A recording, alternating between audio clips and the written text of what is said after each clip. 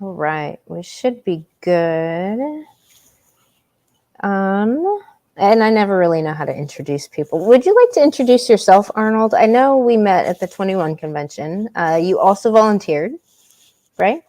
Yeah, and we had the best positions because we were in the back room and we got to Yeah. speak with all the speakers who were there, but also the attendees whenever we wanted. So Yeah. we had a great time. Yeah. Yeah. And Arnold, you have a channel too, right? A YouTube channel? I do. It's called Enrich the World, and I haven't really been doing much with it, but I have a lot in my mind and formulated and formatted things that I've been learning throughout the years, just like wisdom from a lot of elders.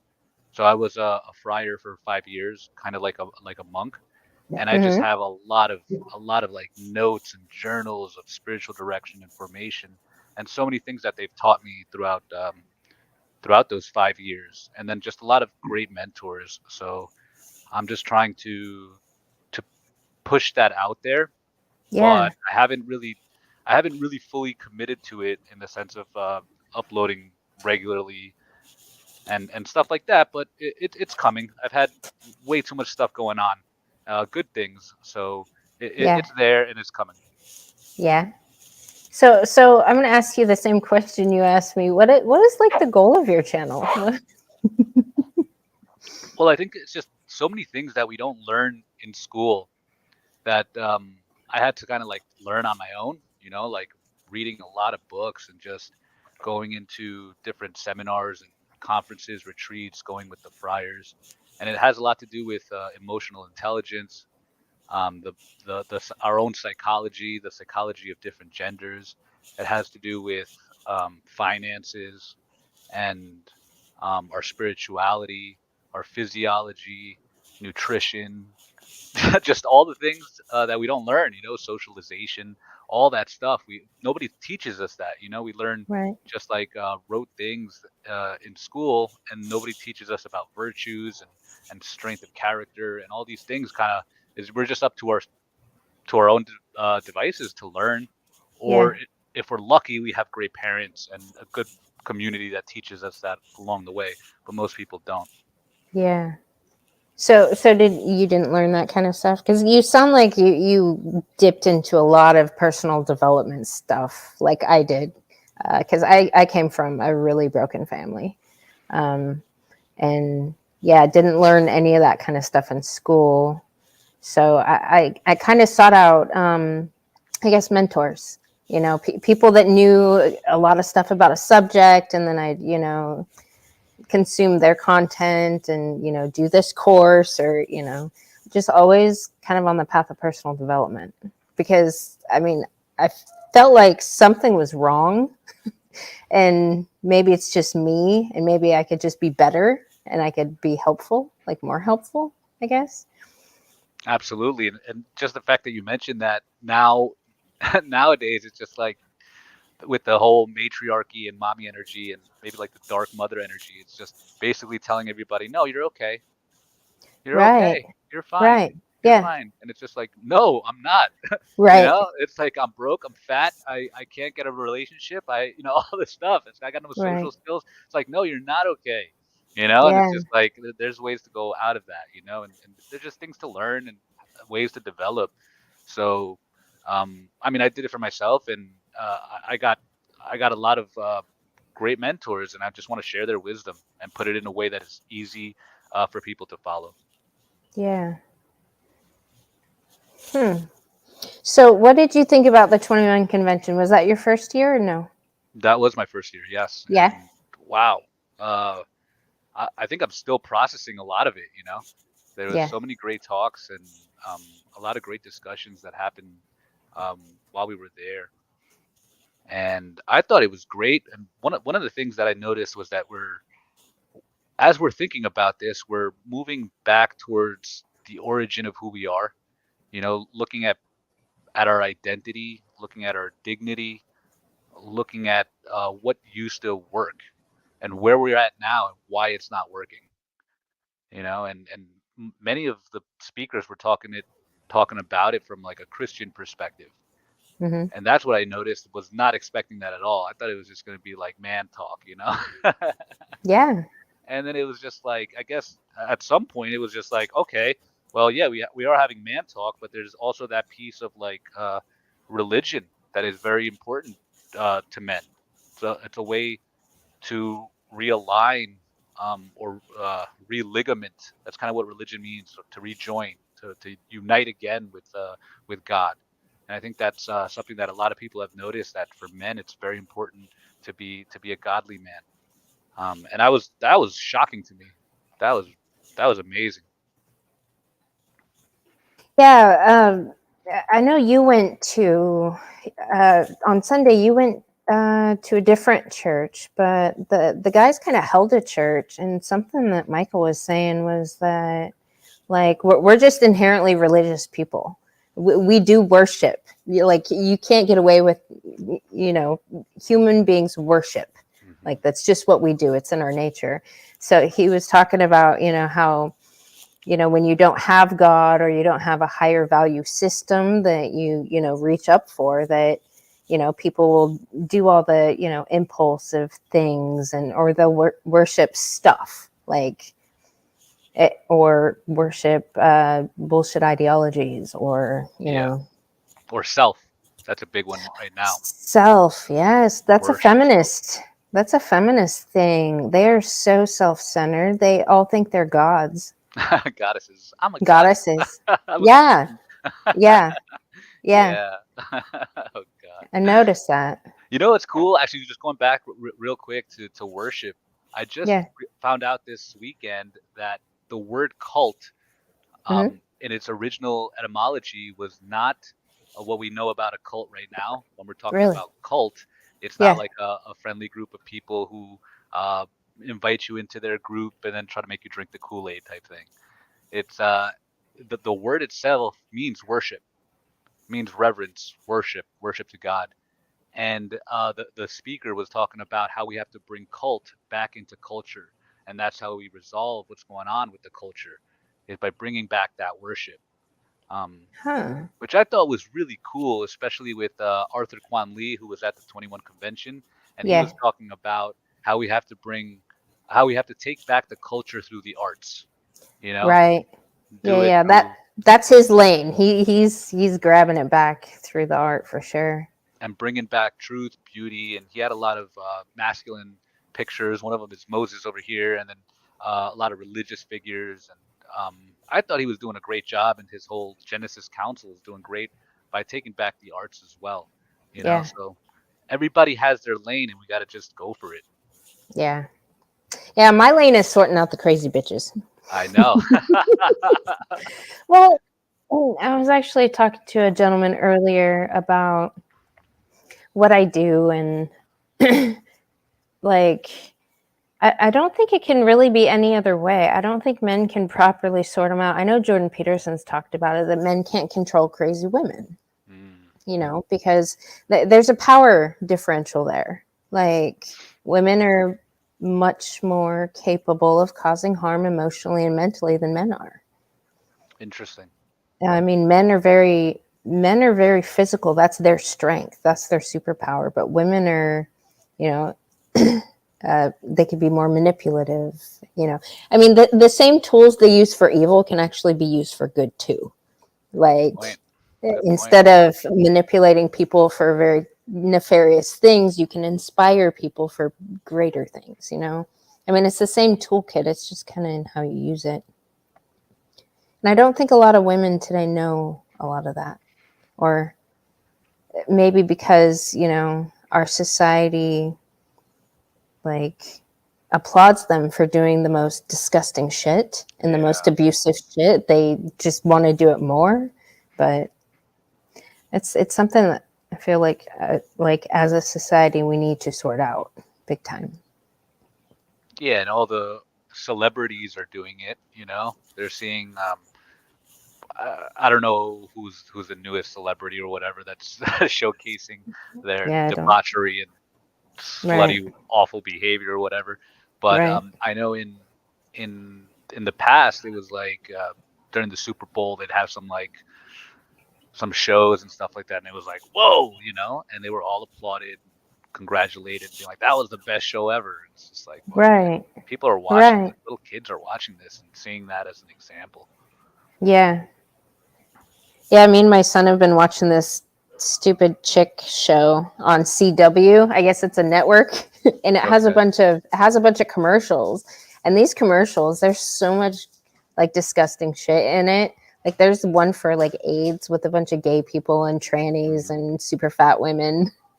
Wow. And my son's like, man, like if I had kids, I would not let them even watch this commercial. Like, and he's 18. Like, Yeah. yeah, The the amount of brainwashing that we've all gone through, especially yeah, with TV and music and everything, uh, it's just overwhelming. You know, this is yeah, like it is a big fight. It's an uphill battle, and there is a war going on. You know, and a lot of it yeah. is within our minds. Um, so I know for everyone actually, it's really controlling what you allow in, what you Right. watch, what you consume, what you listen to, the whole deal, because a lot of it is just poison out there. Yeah. Yeah, the culture war. I blame that on feminists. I mean, I blame it all on feminists. I'm like, I try to take the extreme ownership route, and I'm like, I blame all the women. Okay. So, I mean, because the women in our society have been allowed to abdicate their responsibilities or even be held accountable for the crap that they cause. Like And that really bothers me. we did have a little bit of this conversation during the 21 convention because we kind of come from the same cloth in a way where you're just like, nope, women fault, and I'm just like, nope, men fault. Yeah, yeah, It was like, whose fault is it? I think it's both, you know, yeah. because men allowed it to happen, and then women kind of wanted it to happen, I guess, you know, Right. and pursued it and pushed for it. Um, and obviously, feminism in its origin, I mean, had some good pieces to it. Um, Mm. you don't think so? Nope, I don't. I Um, think it has always been the radical man-hating lesbians at the forefront pushing all this stuff. I think it's a sex cult, actually. hmm, They okay. they they want to. They hate men so much that they want to take the women away from the men.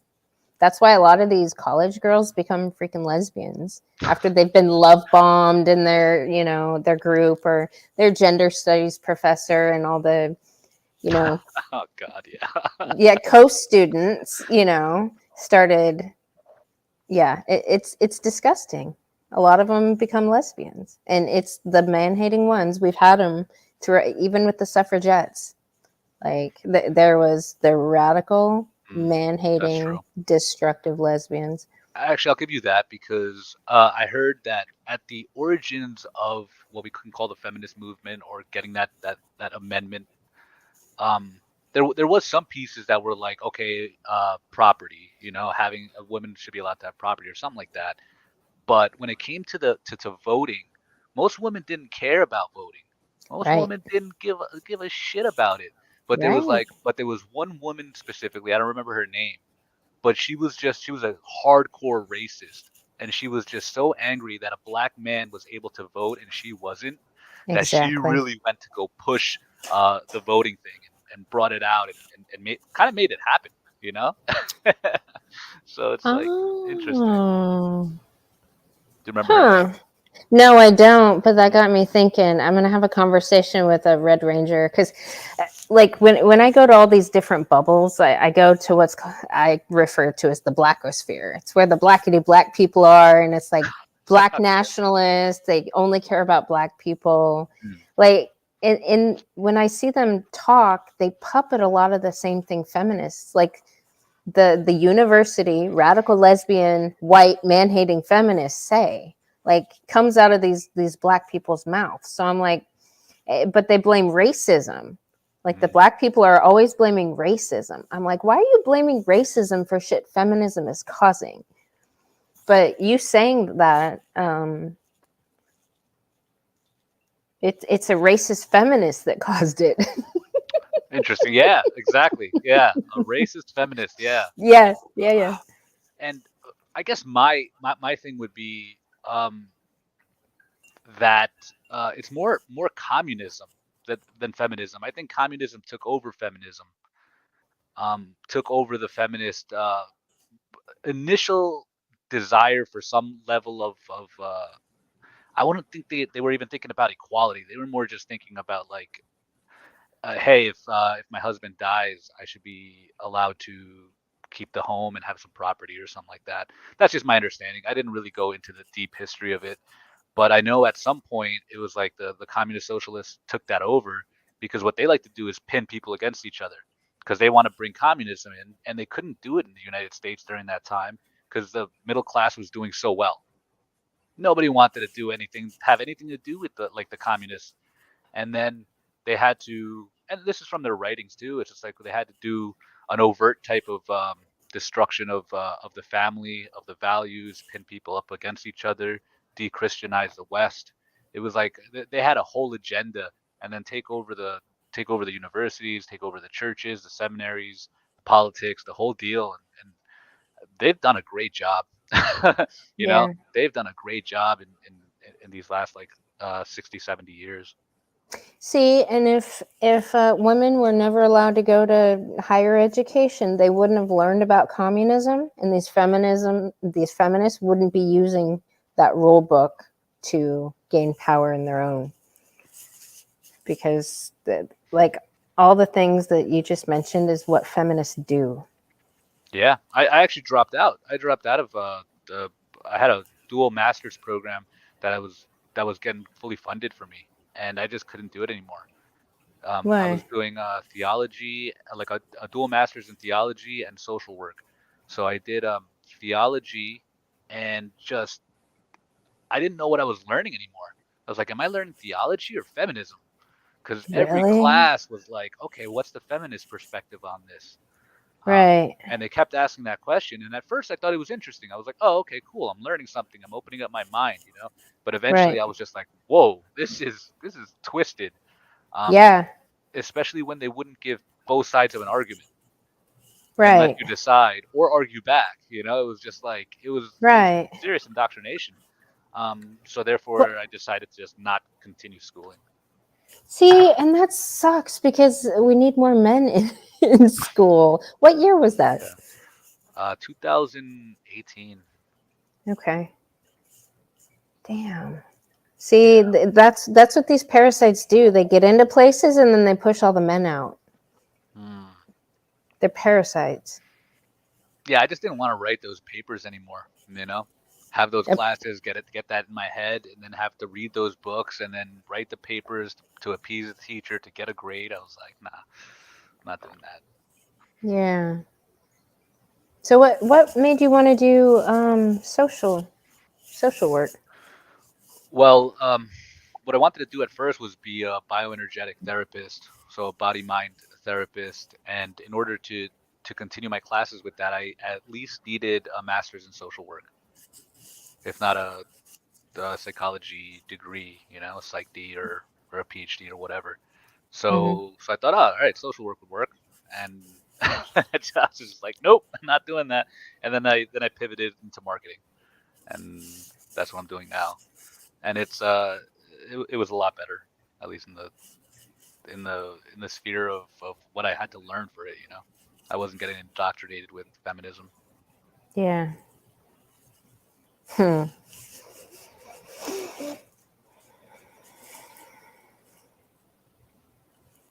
Well, I'm out of questions at the moment. Do you have any questions? Well, I think what we were going to talk about a little bit was toxic femininity and like Yes. how to heal through that. So maybe for an initial framework, we could talk about some traits of what we call toxic femininity, and then maybe how to counteract that within within ourselves, well, women, you know, because not that I know all about it, but I'd like to learn a little bit from what you know and maybe some people in the chat, um, Yeah. and just go through that, and then we can talk about the men's side too, just like how do men heal from that, from relationships that are toxic, and then also from even mothers, you know. Yeah. See, and that's kind of where I've primarily focused on, like, because feminism has been attacking motherhood. And we Hmm. have a lot of really stunted people right now that weren't raised with a good mother. Like, Hmm. I mean, my mother was a piece of human shit, but Oh God. my nana was a good nana. Mm, And I had a father that was great and a stepdad that was great. So it's okay. like, I mean, I still got some, I guess, mothering or grandmothering kind of stuff. But I know there's a lot of people in our society that have terrible mothers that actually hate their children and abuse Yeah. the hell out of their children. Hmm. And and a lot of people perpetuate that kind of abuse. Yeah, for sure. Have you ever read anything by Robert Johnson? Um, I don't think so. What does he write?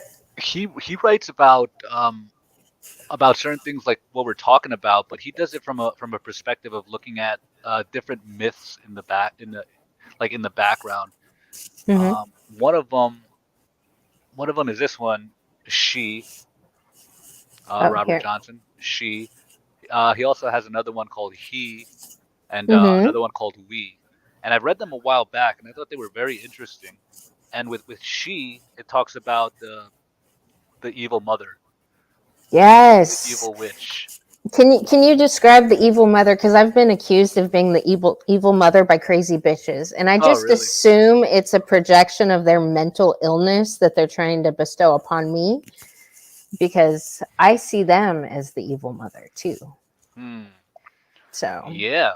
Possibly one way to explain it, especially from the man's perspective, because that's kind of like what I've been learning mostly, not really from the women's perspective, but from the yeah. man's perspective, is not allowing him to like their child, not allowing their child to go out of the home, you know, to develop on their own, trying to keep them, trying to hold them like a surrogate type husband, trying to thwart them and control them, uh, which is something that a lot of women do. You know, it's like Mm-hmm. not allowing somebody to flourish and grow because they want to Mm-hmm. hold on. So that's Yeah. how normally it comes from a dark mother to a man, or to a boy, let's say. And then from a female perspective, I'd have to think about that. But how does a dark mother treat a female, like a woman, like a girl? Probably with some jealousy, I would say. You know, with some extreme form of jealousy and maybe doing the reputation destruction or something like that. Yeah. How do you see it play out? Yeah. I see it play out like that too. And also, fear monger, like Hmm. like making them live in fear of the Okay. world, and Okay. especially fear of men. My mom tried to pull some shit like that when I was younger, and my dad actually sorted it out. But like, and my nana sorted it out. But yeah, they emotionally, it's like they want to set them up for failure. They don't set them up for success. Hmm. So they'll isolate them. They will allow them or even applaud them for really shitty behavior that they know damn well other people wouldn't like. Hmm. So it's setting them up to be unliked by society. Yeah. So And there's a reason for that. I guess everybody does this subconsciously, right? Or well, I would assume that they don't know that they're really being a dark mother, but maybe they're mm, or they justify it, let's say. they do. They make excuses and they're self-centered. Yeah, it's just like I'm always right, I'm fine. But Right. regardless for the reasoning of it, a lot of it has to do with wanting to to to keep some type of relationship, I'm assuming, keep some type Right. of control and keep some type of relationship going. Yeah. Um, I'd have to think Yeah. about more about the Dark Mother, um, but yeah, that's an evil thing that even like the things you were mentioning right now, I could see it play out in the bigger culture, you know, Yeah. in the bigger talk what we're discussing. Yeah. Yeah. I'll have to check out those books. I'm partial to audiobooks, so I hope they're on there. Yeah, I got to read that again. They were amazing. Robert Johnson Yeah, did some great work. Yeah. I haven't read it in a while, but most of the stuff that I was learning was mostly about masculinity and stuff. So, yeah. as we discuss, I kind of would like to just learn more about what you see. Um, I know there's that, like some of the toxic femininity is, um, the destruction, like the reputation destruction in Hmm. between in between their own group, which might, like you said, might be able to be used in a positive way. Yeah. Shaming crap behavior, you know, Right. um, but also kind of like I guess a certain awareness of like, okay, I'm gossiping, or like gossiping is happening. It's just like, cut that out, Hmm. stop gossiping. Uh, I guess a certain level of modesty, a little modesty of speech. Like, okay, let me just not go into this. Let me not enter in or destroy this person's character or whatever, especially if it's false, even if it's true, it's just like, hey, don't talk shit about people. Right. Yeah. Yeah. I often wonder what our society needs because we have a lot of improperly socialized people. And then Hmm. we have a lot of people that are dependent on drugs and alcohol. And Hmm. we have a lot of people that just really aren't doing well. So it's like, how do you go about helping them? Or, I mean, because I know it's up to society to give feedback to an individual. Mm. So a lot of times our society is applauding really shitty behavior and demonizing people that are actually doing good things. Yeah. Well, I think So I think in time we're gonna notice the fruit of it, you know. The fruits yeah, will tell it for themselves. It's just gonna be sad when it's like 10 years from now and these women realize that they were giving a false bill of goods. It's like, oh man, this was not good.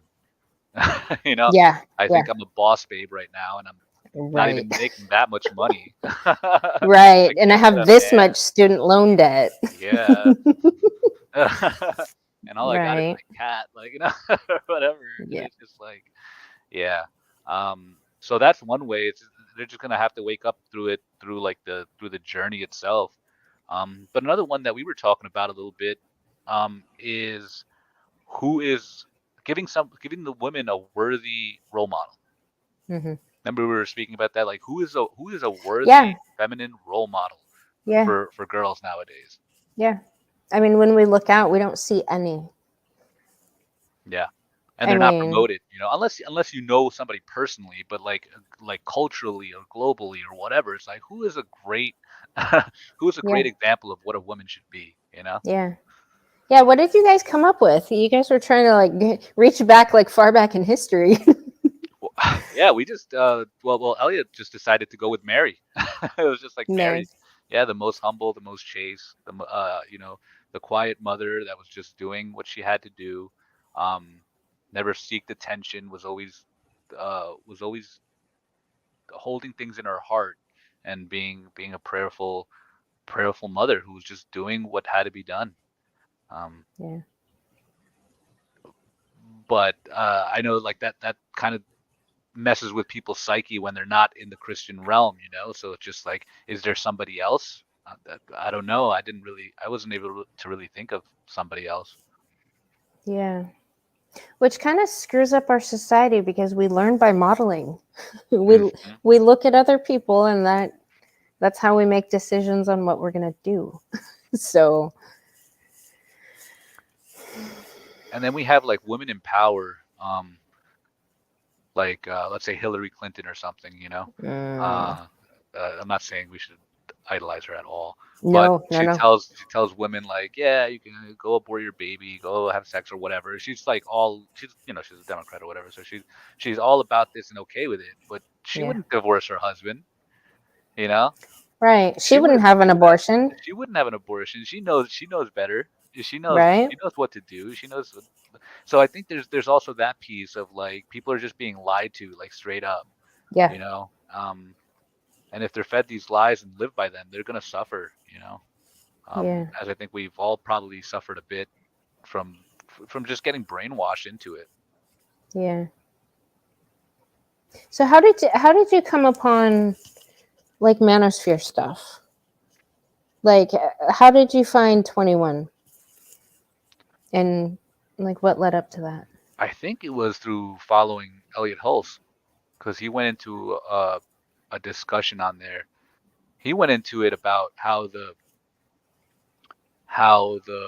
Freemasons and communism have been leading into feminism and all this other stuff, and he did a really great job. So if you see that, I think he did that like 2 years ago. So Hmm. that's how I got into it, into 21 Studios. And the Manosphere, I think I've listened to some of like the Red Pill stuff, and it kind of made sense with to me. It was just like, oh, okay, yeah. Especially when it comes down to the the false dichotomy that like women have it so bad and that men have it so good. Right? And then you look at the laws and you look at like the suicide rates and you look at Yeah. like how men are suffering and it's just like, no, Yeah. Right. that is Right. not true. Right. Yeah, I don't take anything those crazy bitches say seriously. It's like the opposite is true game you have to play. Like whatever they say, Wow. Yeah. take the opposite. Yeah, I feel like society, like, yeah, it's like a lot of what society teaches us. It's just like if you follow that, you're gonna get a shitty result. And Yeah. everything they tell you not to do, it's like, yeah, you know what? Let me try that. Let me see what Right. that's about. Exactly. Yeah. So toxic femininity. How can men, I guess, spot it, like the real it, and then how can they really heal from it? Because, I mean, I, I have I have a lot of guys that I talk to from the MGTOW community, and it's like men going their own way, and they're just like they stay away from crazy bitches, pretty much.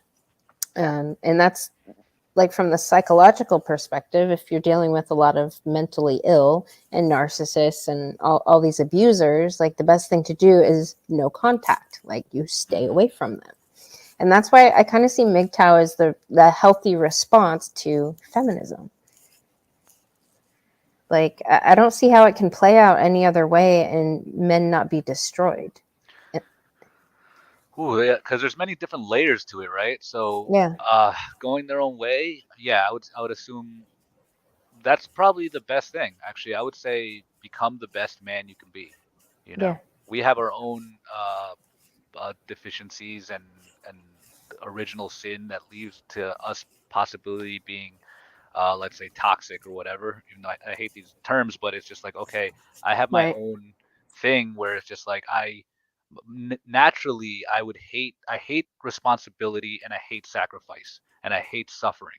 I just want to chill back, relax, hang out with the boys, drink a beer every single night. And it's just like, okay, I have to fight that, or if not, I do not become a great man. I have right, to I have to fight these urges and these temptations. Another one is just like, hey, having sex with a woman very very early on. I just meet some hot girl. Let me have sex with her. So I gotta right, I gotta I gotta fight against that because that's how I get involved with a toxic bitch, with a right. crazy bitch, and I don't Yeah, even realize it at first, and the sex is right, good. Now I'm not fucking thinking, right, and then like my right. my emotions, my dick take over, and then now I have a kid with her. It's just like Right, fuck. right, right. No, that tends to play out more often than it really should. Hmm. Well, and in our culture is super hypersexualized, and there's sex everywhere. Like as a Hmm. man, when you look out and there's sex everywhere, like I don't know. I feel like I know enough about men to know they're very visually stimulated. Like That's it's really part of their biology.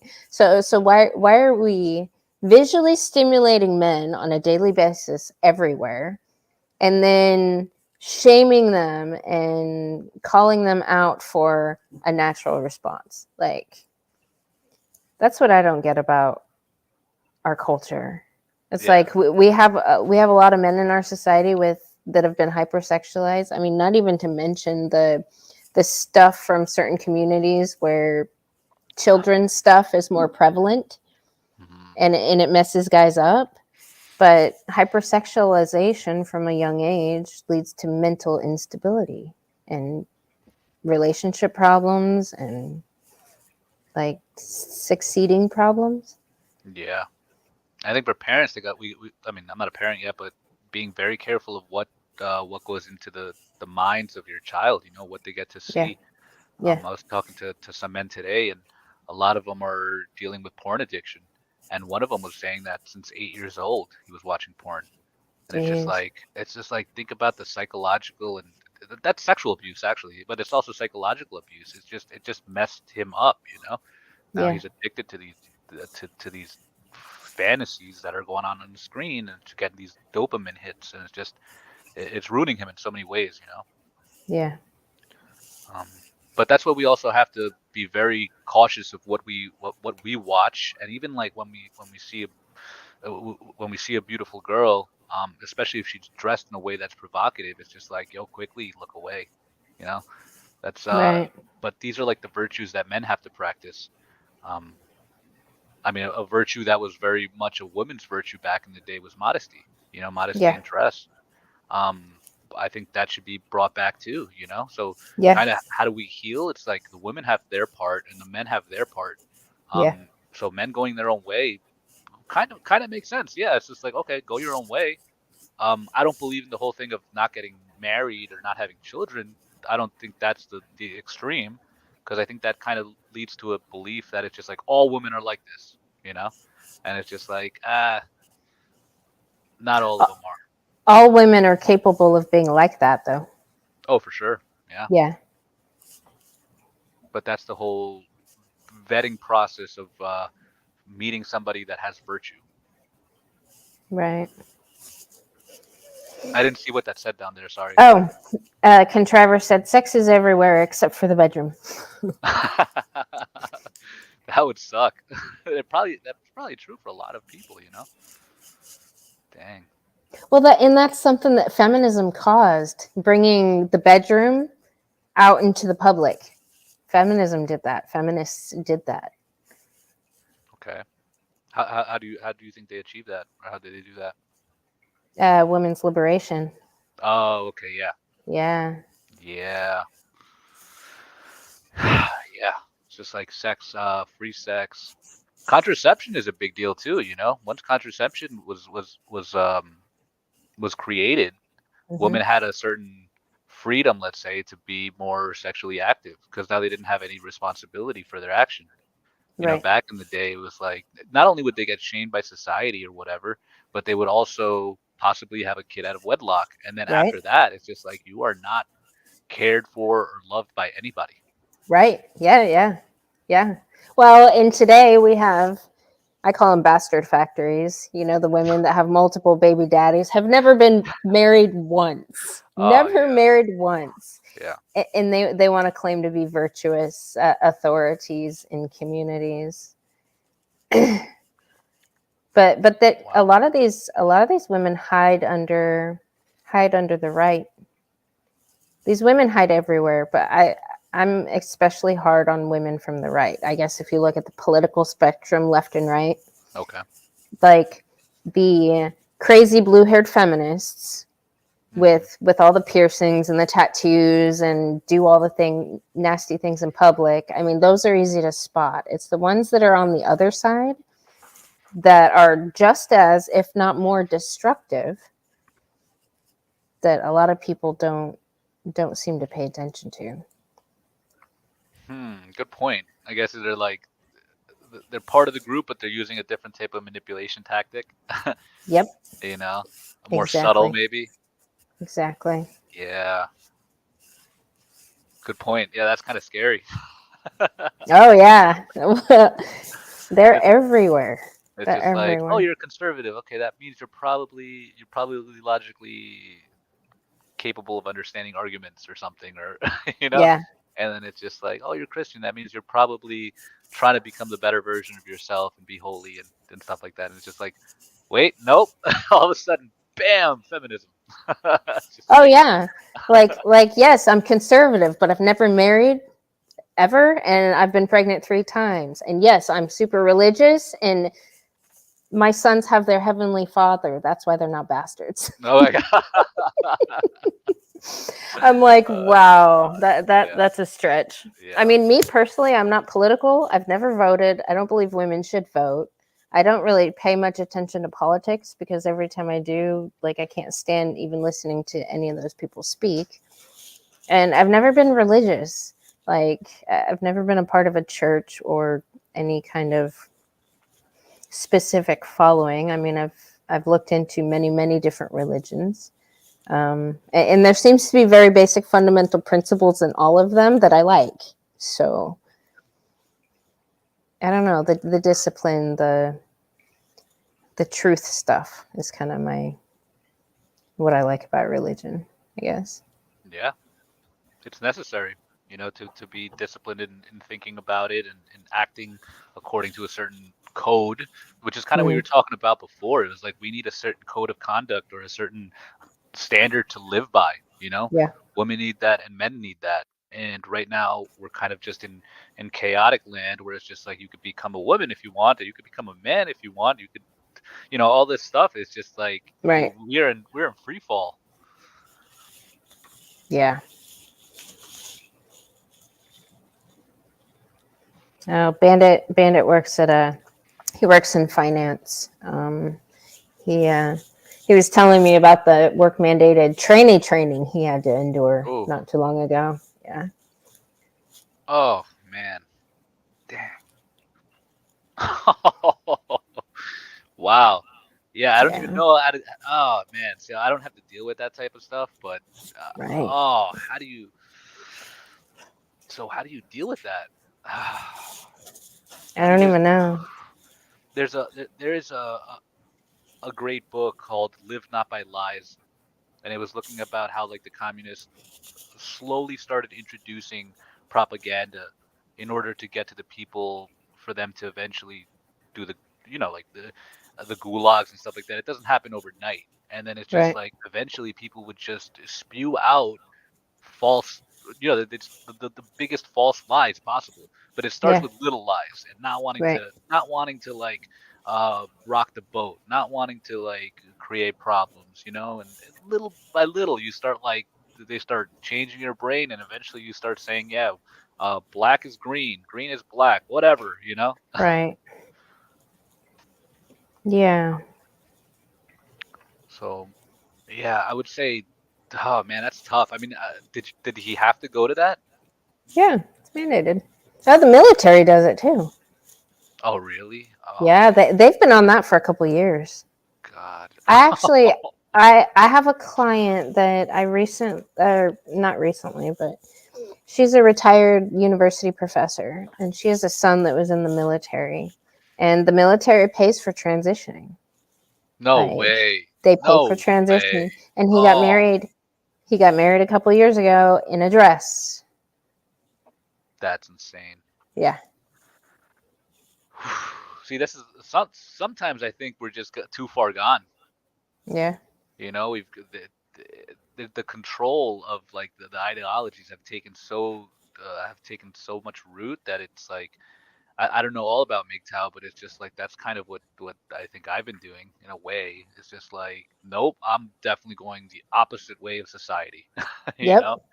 So Yep. it's just like whatever they tell me to do, I am not doing, and whatever they tell me not to do, it's like I'm gonna double down and find out about that and go in hard. Yeah. Man. Rebel against the evil. Hmm. So with what you're doing and what you're gearing up to do, can you share some of that? Like I guess what you're trying to do in your lane to help with this? Well, one thing we're doing right now is Elliot created an initiation called King Initiation. And what we're doing is we're banding with a group of men and we're doing certain austerities for 21 days. We're Mm, coming together as a group of men, and part of it is fasting. So we're doing 3 days of fasting, Monday, Tuesday, Wednesday. Um, and we're stopping social media, we're stopping watching stuff, and basically we're just not masturbating, not many different things that are just basically taking away and stripping ourselves from all our addictive qualities. No drinking, no drugs, stuff like that, so that we can fight these little mommy addictions that he calls it, these little effeminacies and stuff like that, so that we can much more closely get to know ourselves, but also what he calls atone with the Father. So get back Mm, into get back into the masculine realm, because back in the day they used to always have these initiations in society where right. men would hit a certain age, 13, normally around that age, and they would Yeah. be taken away from their mother and brought to the world of the Father. Basically, they would literally be taken out away, and the mom would be like, "No, no, no," even though she was part of Right. it. "No, no, no, don't Right. take my boy." And he's like, he's scared, because they come with like masks and stuff like that. And they take Right. him out to like the wilderness or take him out to like a cave and stuff like that, and then teach him man stuff. Basically, teach him Yeah. man stuff. This is what you got to do, and they put him through a hard test, and it has a lot of sacrifice in it and a lot of difficulties and pain and suffering, and then they teach him how to be a man. Rites of passage, exactly. So Yeah. that's what we're kind of doing right now. Um, so that's kind of I've been working with him on that. So that's been my main focus right now.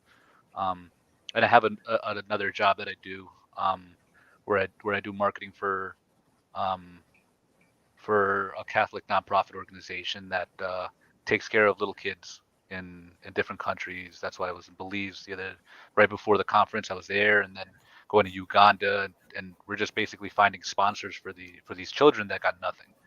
So those are the two things that I'm doing. But obviously, my desire is to grow the channel and push different messages. Um, Yeah. Nothing like this though. I don't really talk. I'm not really going to talk about this stuff too much, but I do enjoy having this discussion. Yeah. I think it's important. Hmm. Well, so the initiation thing, is that a place to go, or is it? I mean, I guess you couldn't really do that online because there would be no accountability, really. People Well, we can be like, "Oh yeah, I didn't do that," and they might hmm possibly could have. well, sure, then you're not being a man. But yeah, there is accountability surprisingly within the group itself. We have like Yeah. a tracker that we go through, and we have squads within. And then there are options to meet up afterwards, but Oh, the so first it is. You do it individually, but within this network. we do it online, and then Okay. there's like right now, oh man, how many people are doing it? Probably like 100 or a little bit over 100 men, and Nice. we have 7 different squads where it's just like we do that, and then we have daily calls, and just it's quite amazing actually just to see people's growth. We did a 21 day last month, Hmm. and man, just like you could see the physical differences in people just by like the fasting and the working out and all this stuff and like the austerities, but also Hmm. just like the mental and emotional and spiritual growth. That's really like you can't see from the surface, but just listening to them and being with them is like, dude, Yeah. yes, you know, Yeah. so much growth, so much change. That's good. Do you have a link that I can share in case anybody hears this and is interested in checking it out? I think it's kinginitiation.com. Look at that. Let's see, kinginitiation.com. He hasn't done a lot of the marketing stuff for it yet. Kinginitiation.com. But it's an amazing program. And anybody who's followed him before knows that he's doing great. Oh, cool. He just put up like what other men have to say about King Initiation. Um, nice. He's a real man and testimonials, basically feedback. I'm gonna listen to that later. Very cool. And Copy. a, I'm a already big gonna. deal, yeah, a big deal too is like some guys they have like a certain type of relationship with their wife that kind of like what you're talking about, like they have been kind of put into a place where they just go into their man cave or whatever, they just basically run away because she's a crazy bitch or whatever, Right. you know. They're Right. just like, I don't want to deal with this crazy bitch shit, so I'm just gonna go Yeah. hide, basically. Yeah. Yeah. And through this process, it was like 21 days of no sex. So, or well, it said no blowing your load. So For most men, that was like no sex, and then Mhm. um, through that process, the and through doing these disciplines and stuff like that, they've noticed a lot of change in their women. You know, Really? how they've changed. They saw like I guess a certain level of respect came back, and a certain level of intimacy because they weren't just meeting with each other for sex only, and then running away from each other, you know. And whatever he Right. was doing when he was running away, he can't do anymore because he can't watch the game, he can't watch this stuff. So it was just like, all right, I guess I'll talk to my wife, you know. That's funny. Yeah, So is there a part of what he's doing that's like for women, or is he just primarily focused on men? just men. Yeah, Yeah, just focus on men. That's why we need crazy bitch boot camp. What is I that like? know. I What is that know. like? I Yeah. know. It's still an idea Okay. that has many facets to it. I don't know. I feel like Things start with women. ideas, though. You know. I know. I know. Absolutely. Like you know those work mandated tranny trainings. That's insane. Yeah. What? Yeah, it should be crazy bitch boot camp to help weed out the infection in a corporation. Yeah. I mean, it's Yeah, so easy to say, all right, quit your job, or I mean, but like, uh, you can't just necessarily do that, you know. So it's hard to really give like a real, genuine, authentic solution right, to that, or like, what would I right, do in that situation? You know, I right. don't know what that person's specific situation is. Luckily, I'm at a point where it's just like I work from home. I don't get no tranny training. Right, right, And right. if that was the case, I'd at least desire to leave or find a way to leave. Um, because you want to be around like-minded people as much as possible. Yeah, but when you're in an environment, I mean, none of these guys plan on going to this environment and expecting this. This stuff has changed very slowly over time as Yeah. more and more women have been introduced into the workforce, and more degree holding women have been put in positions to where they make this stuff happen. Like, I feel like all of our institutions, like all of our corporations, all of the structures that men created, women are like appropriating and trying to destroy. Like it's almost the way I see a lot of this stuff is like it's like a displaced mommy energy. Like these women get in here and then they want to start controlling the behavior of the people and facilitating Hmm. behavior of the people. Yeah. And like they spend so much damn time making it look like a home, like workplaces. It's just really weird. Like I think they should be fired. Yeah, Like and all let these people who are women gonna need to get be shit done. fired. Exactly. Exactly. Yeah. Yeah. Well, that is the woman. I guess that is woman nature. Um, you know, it's like to be in the collective and bring everybody together, and everybody has the opportunity to be part of it, even if you chopped off your dick, it's okay, you know. Right. Right. It's just like, and guys aren't allowed to be assholes anymore, you know. And it's just Right. like, Right. or you'd get fired, you know.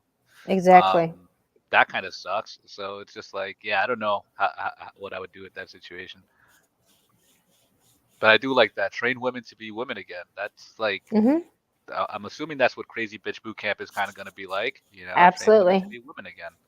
Yeah. Um, Responsible women. We have irresponsible women everywhere. Train them. I mean, because they're still women. Like the dark natures of women are in all women. But without proper training, they are very irresponsible.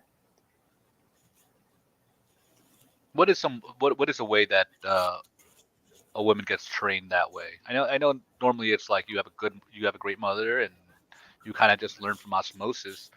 But other Hmm. than that, I mean, I guess they used to have like home ec and stuff like that, you know, and certain things. But Yeah. now I don't know, you know. Well, see, Mhm. yeah, home ec would, I guess, teach you some skills, right? Some Yeah. home type skills. I'm talking more just behavior. Like women behave so like tyrannically these days. Hmm. Like these boss bitches that want Yeah. to dominate and like these power hungry freaks that, Hmm. yeah, And they they bitch. don't, yeah, They bitch about men having control and power, but it's yeah, really they don't see that they themselves are bitching about it because they're so hungry for it, you know, and right, they want it. right, And that's like that's their shadow side coming out, you know, and they right, try to pretend that they don't have it or they don't, and they do. That's the funny thing. right, It's right, just like you have all the power. You can destroy me and ruin me. right, right. Oh my Yeah, and I have a hard time. I have a hard time believing, just based on what I've seen, and because I know women and I know female nature and I know the most toxic aspects of female nature. Like, these women know exactly that they have the power. It's just not enough for them. God. Oh, interesting. That's They good. want more. Going back to like the porn, the addiction stuff, I mean, the whole never satisfied thing. Mhm. That's what that is. Ooh, actually, well, going back a little bit further into the whole biblical conversation of like Adam and Eve, Yeah, that was like the sin that happened, right? It's like the woman right, saw the fruit that she knew she wasn't supposed to have, she got enticed by it, and then she gave it to her husband, you know? right, That in itself was like, okay, now she wants to take headship over the over Adam, wants right. to seduce him and control him, and he simped out and was a bitch and ate it too. And then that story has so many lessons about all of this. It's kind of like all Yeah, playing out again in like a bigger version. yeah, yeah, And that control, and then it was just like you're gonna desire her punishment was like you will desire your husband.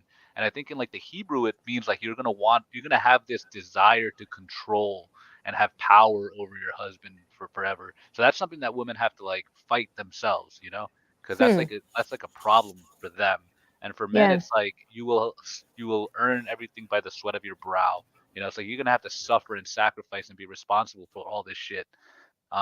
And that and men what men want to do is abdicate that responsibility. So I think that the way we resolve this is by making women great women again and yeah, making men great men again and creating yeah, great families again. yeah, yeah. There's a lot of men, that want to have families, but with the way our society is, they don't want to. They don't want to risk that. And there's a lot of men that have tried too. Yeah. Dang. Yeah, I don't know about that. That's a tough one, you know? That's a Yeah, tough one. I don't think it is for everybody. Um, but then what do you do? That's the whole thing with MGTOW that I don't understand.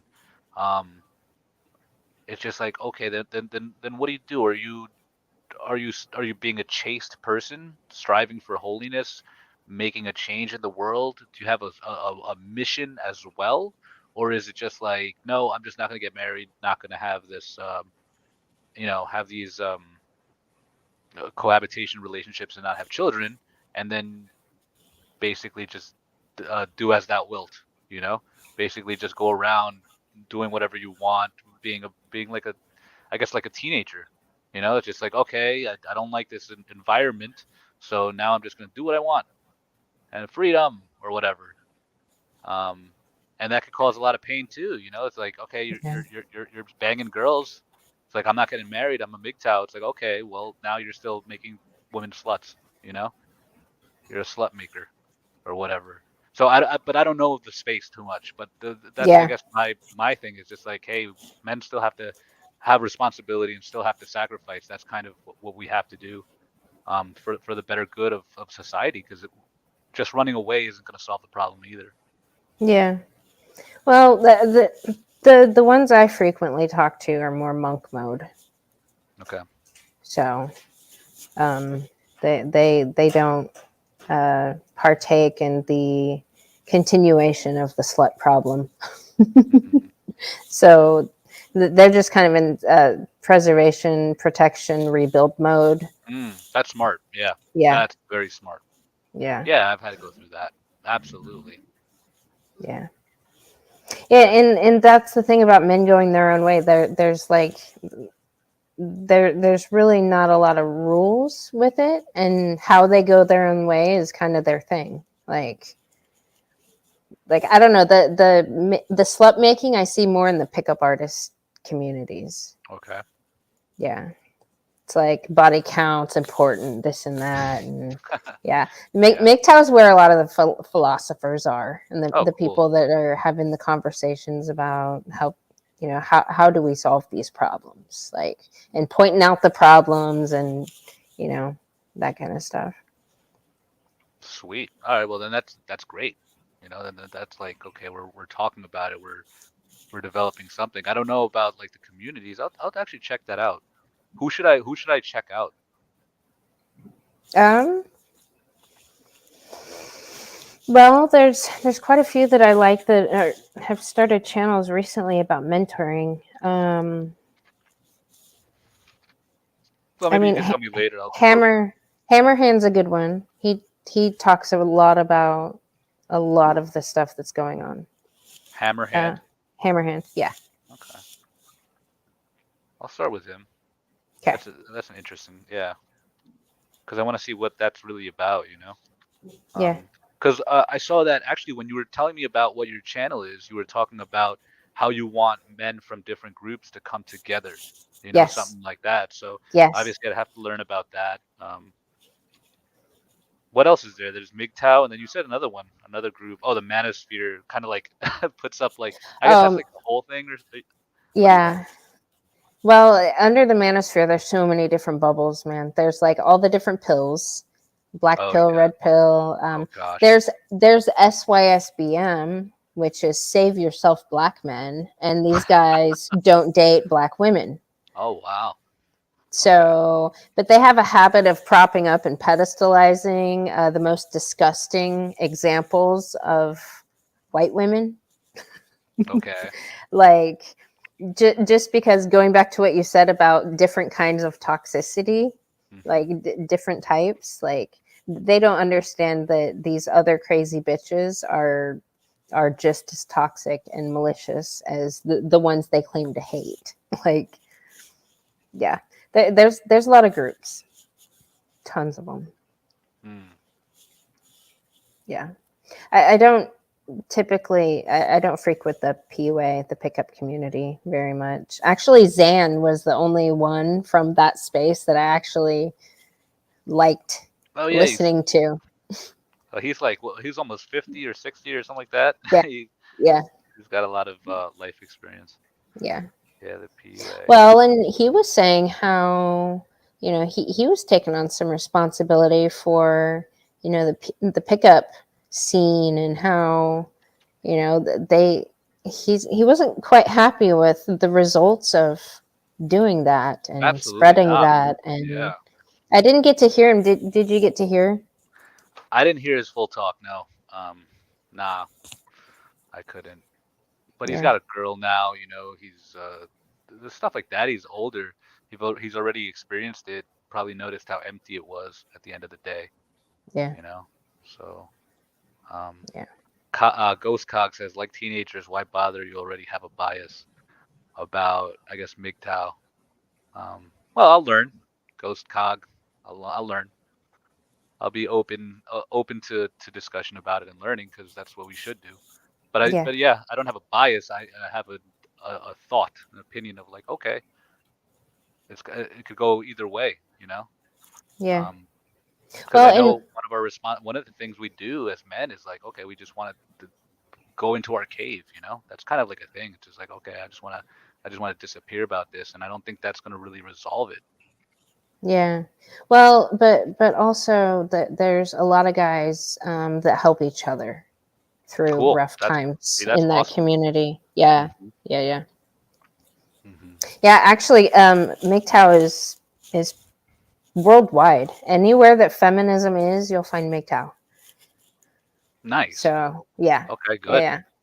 And somebody I would love to introduce you to would be Contriver, Unwanted Contriver. He's from India. Okay. And actually, he's been around the community a lot. So if you had any questions, he would be somebody to talk to. Probably he knows all the greats, because there's a lot of channels that I just don't follow. Um, I have a handful that have been around for a while that I support. I mean, I inadvertently support all of Mm, them, because I see that they're all working towards something better, nice. and Yeah. So they're this is. trying to be honest about things and speak the truth about things. And I mean, they have complaints, like rightfully so. Mhm. So That's ultimately what it comes down to, right? Is like going towards truth, yeah, finding truth, and then yeah, living by it, yeah, and then resting in the truth. Yeah. So what are they kind of doing together? Like I don't know. W- that's great that there's actually a community. I thought MGTOW was just kind of like like a lifestyle, I guess. I didn't know there was like a community based aspect to it, which actually makes it a lot better. yeah, It means that they could unite and congregate and do something, you know. yeah, yeah, So like fighting yeah. laws or what's their like take? Um, I mean, a lot of them kind of do a lot of different things. Okay. So, and they come from different walks of life. Like even in the convention, there was one guy who ran for governor or whatever. I know. Yeah, Robert, RJ. Oh, RJ, right? Yep, Yeah, RJ. Then there was that other guy, Jeff. Forgot his last name, but Younger. Jeff Younger. Yeah, Yeah, also. yeah, So many people are doing many different things yeah, and attempting and trying. yeah. They're individualistic for sure, but there's a lot of camaraderie there. Oh, MGTOW forever. Yeah, Josh, right? Yeah, Nice. Yeah, I was there with you guys for a little bit last time. That was late. yeah, yeah, That yeah, was very yeah, late. That is so cool. yeah. And they all kind of have their own thing. Like Hermit's kind of younger. I guess he pushes more like taking care of your health, and like he tries to be an example of like a man doing manly Oh, stuff. awesome. Yeah, he's in the gym a lot. He gives a lot of workout advice. I probably am a MGTOW, to be honest with you, because I don't like like I don't like I don't go to the clubs, to the bars. I don't go to the city where all like if I do, I Yeah, always regret it. yeah, yeah. Just like these crazy bitches everywhere, and that's for men They're and women. everywhere. Yeah, And then just kind of focusing on self and what's the most important things, you know, body, mind, spirit, that type of stuff, and then um developing in the right way so that I can have a healthy, good family. But maybe that's where I'm not MGTOW because it's just like I do believe in family. yeah. So did you always? I mean, I haven't talked to a single MGTOW guy that didn't also want a family. So, is that something you always wanted, or and you planned for? You're like, I'm going to wait till this age. I'm going to build up. Like, what was your thinking there? Actually, for me, it just came up like about 6 months ago, where I really started praying about it and discerning having a wife and being a father, being a husband and father. Before, I just never really considered it. Um, that's why I was like a monk for a while, like you know stuff like that. I decided to join that realm, and then um, before that, I was just kind of like messing around. I did learn a little bit of the PUA stuff, and then kind of noticed that it wasn't healthy, it wasn't good. Um, Yeah, so once I left the order and I left monk mode, I kind of didn't know really where to go, you know. Like how do I date healthily, you know, and then yeah, how to choose a woman. So that's something I had to learn over time, um, and then now I've been praying about it and really striving towards it with one particular woman who I think it's who is worthwhile, you know, worthwhile pursuing it with. yeah. Good. But we're doing the hard thing, you know, we're being chased, you know, we're having those difficult conversations. I'm opening it up, I'm leading the conversation, and trying to make sure that I really get to know her very well before um before actually committing to anything. Yeah, It's not easy. It's Well, not. do you have plans on like rules on her friends and stuff? Like that's something that gets a lot of women, um, their environment and the friends that they make. Hmm. So, Well, I'm meeting her family mhm, in Thanksgiving. I've met her friends, and her friends are great. And she's not she doesn't like the first time she went to like a bar was kind of like with me, um that's good. to play pool, you know, and Yeah, stuff like that. So she's like a country girl, and getting to know her, you know. But I don't know. I would assume that they're pretty rare, you know. Um, yeah, pretty rare to find. She seems to have the right um connection with me in the sense of chemistry wise, but that doesn't mean everything, you know. Also, um, I guess politically or uh, religiously and stuff like that, we're aligned, which is like we're getting to know those bigger aspects, you know. And then emotionally, how does she do stuff like that? And she also went through formation. She went through her own through her own struggle of learning and developing, like what you said and what you've done. So it's easy to have a conversation with somebody who has done that. yeah. Formation. So Yeah, personal formation, or well, she was a missionary for 2 years. So during okay, that, you do like formation. You learn about stuff like, you know, I don't know, Myers-Briggs, the Enneagram, but then you also do like spiritual direction, and you're talking about somebody one-on-one about yeah, deep matters, you know. And they're normally like a wise figure, a wise elder. So through that, you get to learn yourself about yourself more, and kind of look at your deep, dark parts too, you know, and be honest about that. yeah. Whereas like there's a lot of women now that probably think that they've never done anything wrong, Right, right, you right. know. And well, in the psychology field, see, that sounds helpful. That doesn't have a university feminist tinge to it, like because in the psychology field, you go see a therapist or a counselor, right, to talk about some of that stuff. But if that counselor's lying and the Mm, counselor's ideologically infected, they're actually not going to help you. They're going to make you worse. that's why a big part of my thing is bioenergetics, because the Yeah, body doesn't lie. It's just like if we have right, trauma stuck in our body, it's just like right. release that trauma, um, and you could do it yourself through bodily and release. But yeah, it's always good to talk to somebody too. But you got to be very cautious about who you're talking to, you Right. know. Yeah. So this formation thing, is it through a church, or how do I find out about that? It sounds like a nice term for crazy bitch boot camp. You know, I don't know if Crazy Bitch Boot Camp would like attract crazy bitches though. They'd be like, I don't need a boot camp, or I don't Right. know. But I don't know if formation would either. I don't know. That's a tough one to get Right. people involved. But that's just kind of what we call it. Mm-hmm. It's like I was a friar, so I was a friar in formation. Just like how do you get formed into an order Can you talk more about that? That's interesting. I've never heard about it before. about formation. So yeah, Yeah. it was like a very they called it a very human formation. So Mm-hmm. we went into the different tasks of like basically at the beginning it was like really getting to know ourselves, and we'd have evaluations every few months, self evaluations and peer evaluations, and then our formator, that was called the formator, he would evaluate us as well, and then we'd sit down and discuss it.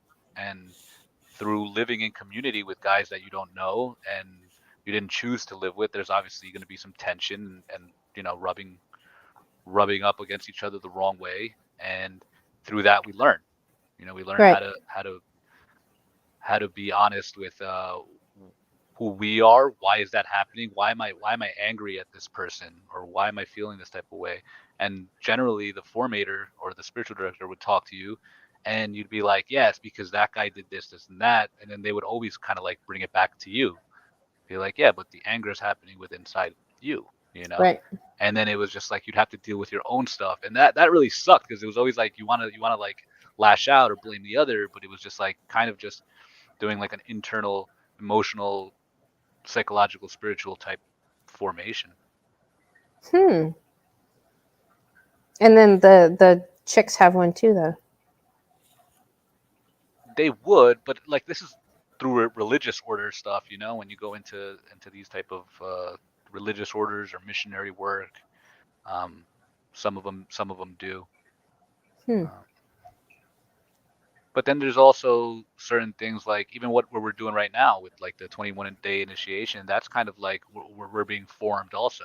It is a form of formation by doing austerities, um, basically fasting and praying and meditating, all this stuff, and doing it together.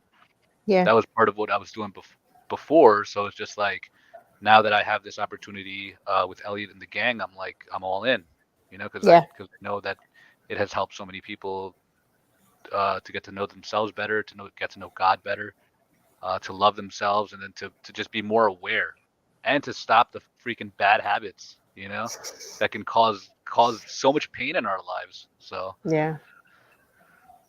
that's kind Yeah. of kind of the gist of formation, I guess. Hmm. I like that. I'm gonna have to look more into that.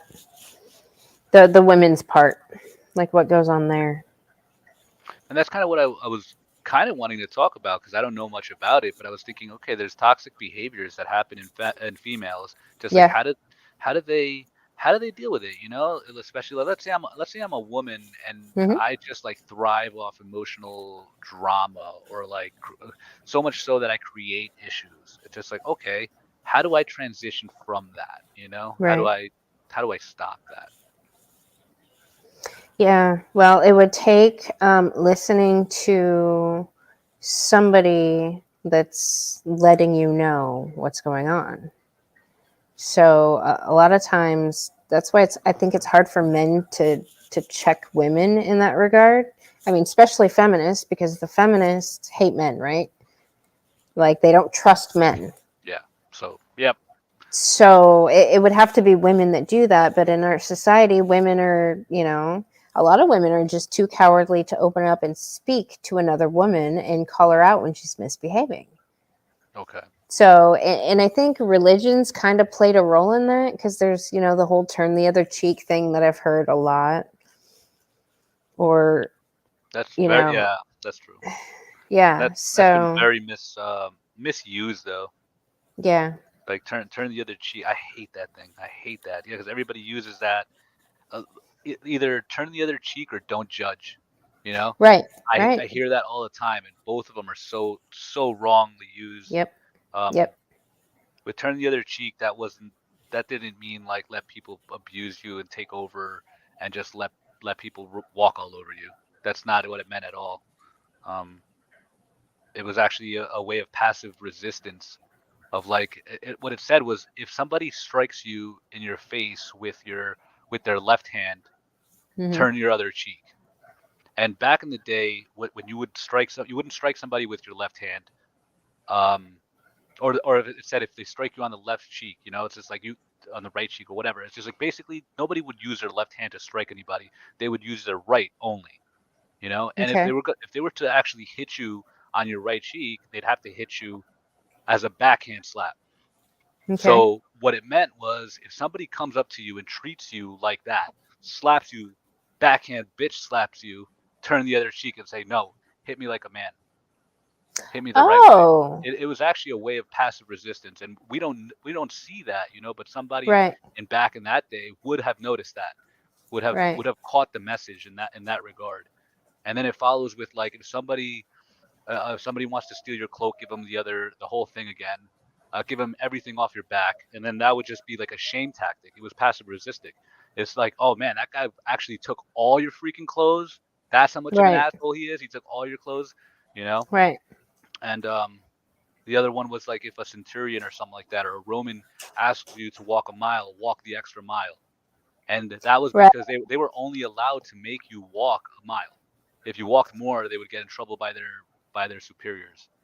So it's You like know? doubling down. Yeah, it's like exactly. It's just like, Okay. okay, being smart about how you resist. That's what the whole Yeah. message was. And then people start using about like, turn the other cheek. And it's just like, you don't know what the fuck you're talking about, you know? Right. Um, or don't judge doesn't mean you can't have opinions or you can't judge somebody's behavior. It's like, Right. yo, you can judge people's behaviors. Absolutely. What you can't do is judge somebody in the sense of like they're definitely going to hell and they have no redemption at whatsoever. Just like, dude, that's not your job to say. Right. You know, just like you don't know what God can do with them or how they can transform and stuff like that. But their behaviors, fuck yeah, you can judge, you know? Yes. Well, that's what the feminists don't want you to do. They Oh, don't want absolutely. anybody to do it. They're like allergic to accountability. So it's Yeah. like Hmm. I blame, like, going back to the people that, wouldn't get a divorce, and like Hillary, like, oh yeah, I'm gonna applaud and advocate for all those things that I wouldn't do. Hmm. Like, I've had conversations with some of my clients about that. There were two that were pro-abortion. They're like, oh yeah, the clump of cells thing, and I was like, yeah, would you have an abortion? They're like, well, no. I'm like, why wouldn't you? Like, why not? Well, because I wanted my children. I'm like, yeah, they're children. I thought you just said they're a clump of Hmm. cells. Like, Yeah. yeah, That's a sad one too. yeah, Yeah. But then that's like, yeah, no responsibility, right? That's what is being taught right now. It's like no yeah, responsibility whatsoever. Just like do as thou wilt, yeah. and then kill off your Hermits. baby. Whew. Yeah. Yeah, man. Man, I know a lady that I've talked to on here. She had 3 kids. She went to college. She, did the college thing. She even sent her kids to college. She wanted to make sure they got their education. Well, I guess in college, she aborted her first child. So then she had 3 more. And today, her son's gay and her 2 daughters are boss bitches that No. will probably never have children. So she literally drinks herself to sleep Oh, every night, like, sad, because she's like, did I kill my chance to have grandchildren? wow. Like, Oof. yeah, big thing. There's a lot of women in our society that are actually going to be dealing with that. I wish they would speak up more, though. I have a local church. It's a Methodist church that one of my clients invited me to. Now, she's what I would call not a feminist. She's definitely not a feminist, but she's a retired professor. And this church is full of retired professors. And they recently went through this split where these conservative women wanted to separate themselves from the alphabet people in the church. Okay. So the church did a split. Okay. Now, all these conservative women are were burning their bras, like, in Hmm. the 60s and 70s. Okay. Yeah. They had families, though. They still got married and Hmm. had children, but they don't like what their movement created. Yeah, right. It's generationally, Yeah, right? Yeah. Now we're dealing with like the consequences of that yeah. and Well, perpetuating it in some way too. exactly. And I tried to I talked to all of them. I was in like a group of like 6. I was talking to 6 of them, and I was talking about this feminism thing and how they're responsible for this shit. And they were just like, "Oh, well, yeah, but we can't really do anything. We just give it up to the Lord and we pray about it and this and that." I'm like, "Oh, no, you can do something. You can actually at least admit publicly that you guys fucked up. Like, True. that Oh, maybe you shouldn't have that advocated makes a for big all this deal. shit." Yeah. That would make a big Confessions, deal. There was that wouldn't woman it? from Sex and the City that was that, she created this whole show and it's all about her and her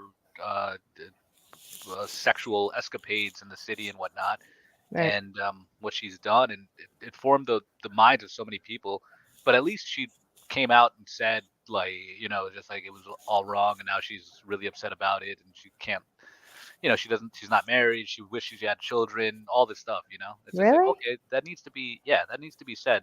But then again, Yeah. those messages aren't pushed. you know they're Right. not pushed. Right. So Right.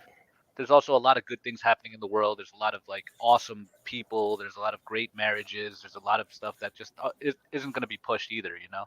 Yeah. Um, It's very sad. But getting the feminists to confess, that's kind of on my list too, my bucket list. That's a good one. You know, Yeah, feminist confessions, something like that. yeah. Yeah, that's good. How do I how would I go about that though? Because I would have to, because they won't just be overt. I've spent the past 2 years trying to even have a conversation with a feminist. They won't talk to me. None of them will talk to me. They're afraid. So I kind of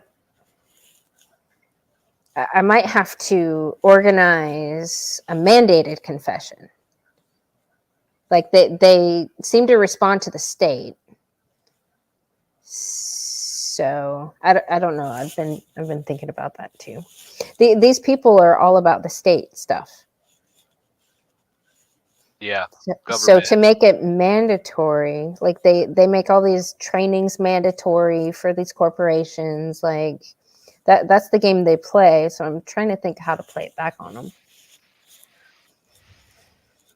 Maybe things are just gonna have to go so bad, just become complete shit, and then they'll just have to learn. You know, maybe society is just gonna go, is just gonna crumble so bad. It's just gonna get so awful that they're just gonna be like, oh wait, I don't want to be a feminist anymore, or nobody's gonna take them in. All the men that are going out their own way or that already have good families, they'll be like, nope, stay away, crazy bitch. Yeah, And then they yeah, don't have children, so that they won't have any, there won't be some crazy bitches in the next round, next generation. I don't know. I don't know. I don't know. I don't see much hope in anything going right. better politically. Like I just don't see that. Um, but we should still work on it, fight for it. Vote for Yeah. the right people. Yeah, that's something Anthony was saying, that he was I was happy to hear that he wasn't going to be voting for any women ever again. Like Oh not yeah, a he did single that. woman. Yeah. Yeah. Yeah, yeah. And that's a good damn start. That's a good start. I would like to see these crazy bitches fired personally for their incompetency and crimes, Hmm. because women don't even belong in the government. Like a woman that actually wants to be there, there's something fucking wrong with her. That's scary now that you just said that. Yeah. There's something wrong with her. Yeah, right. You really Yeah, want to fight in that arena? Like, oh God. yeah, Yeah, right. True. yeah. That should be the biggest red flag of all time. Like,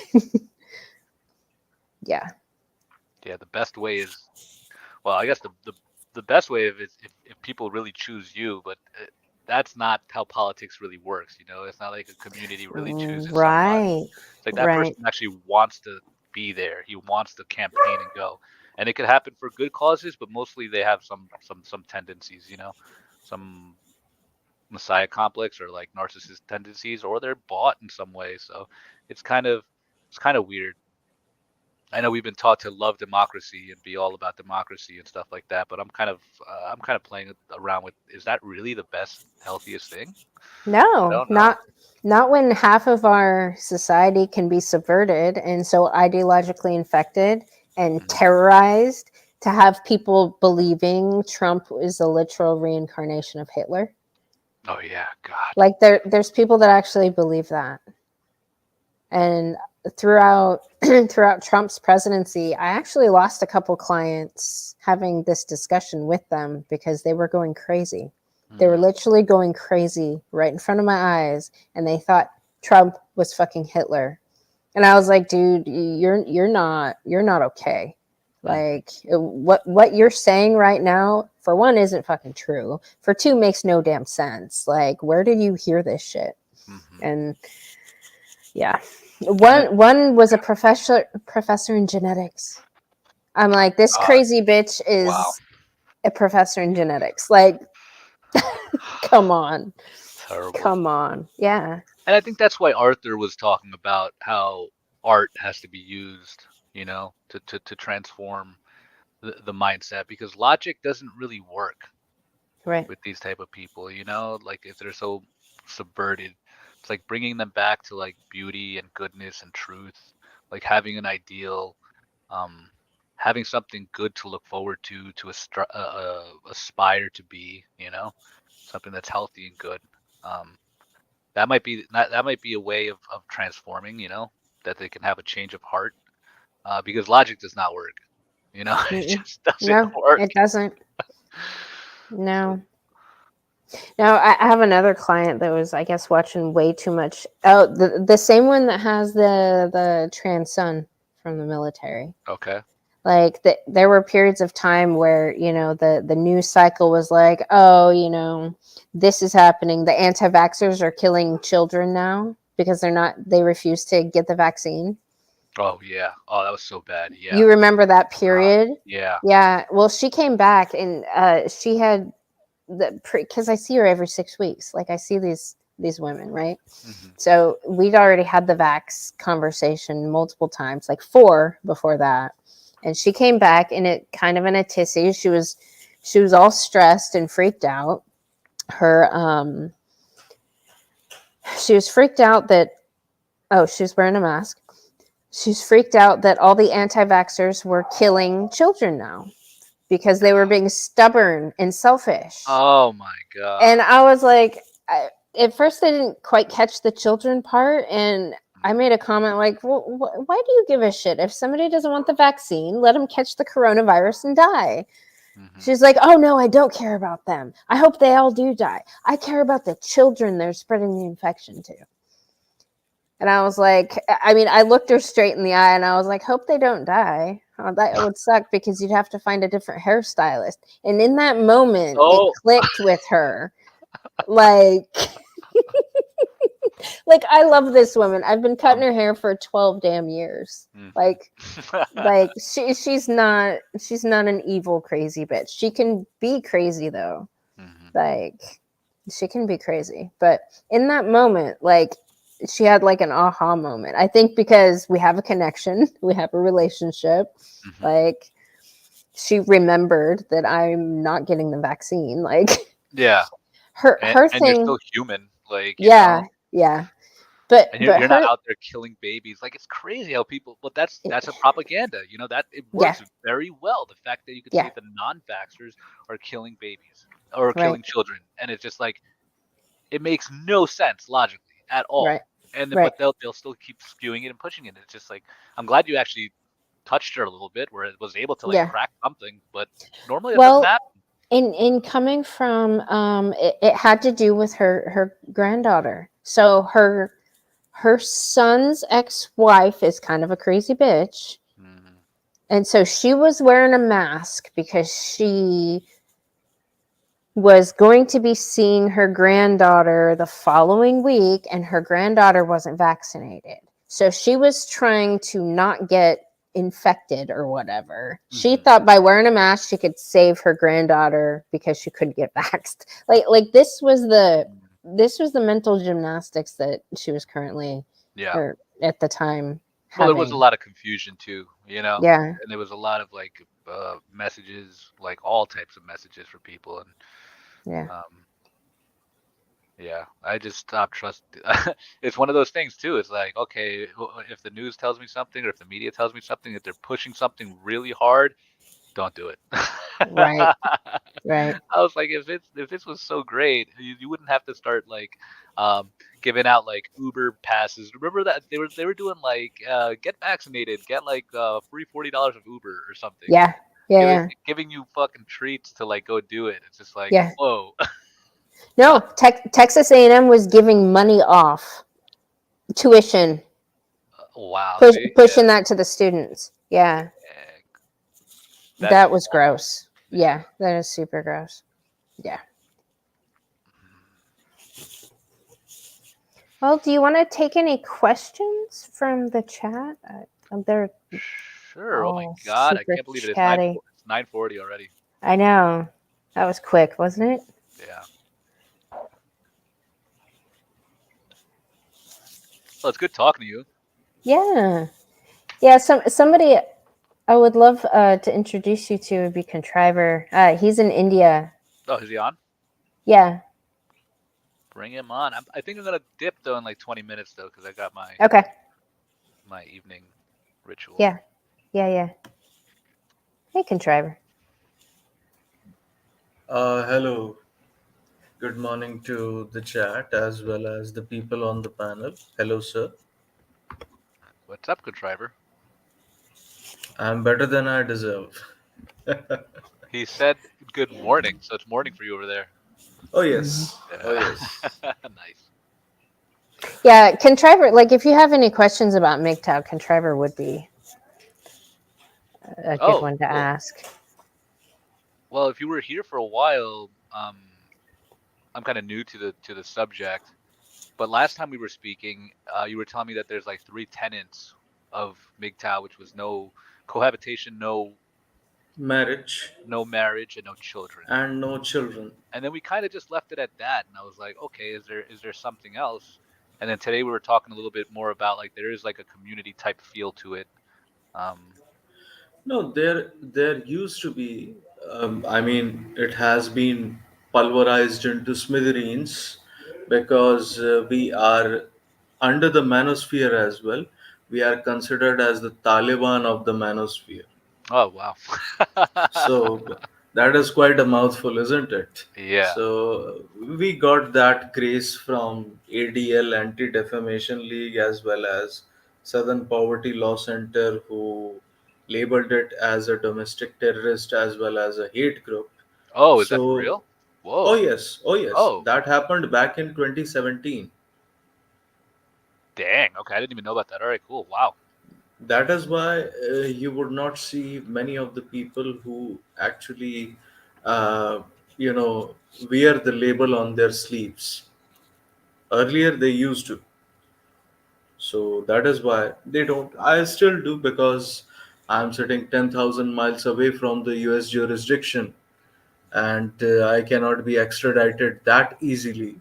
So I can actually give a voice to the voiceless people regarding that, because mostly you would see those sort of people. And as a philosophy, if you have any questions about it, please go ahead and ask me.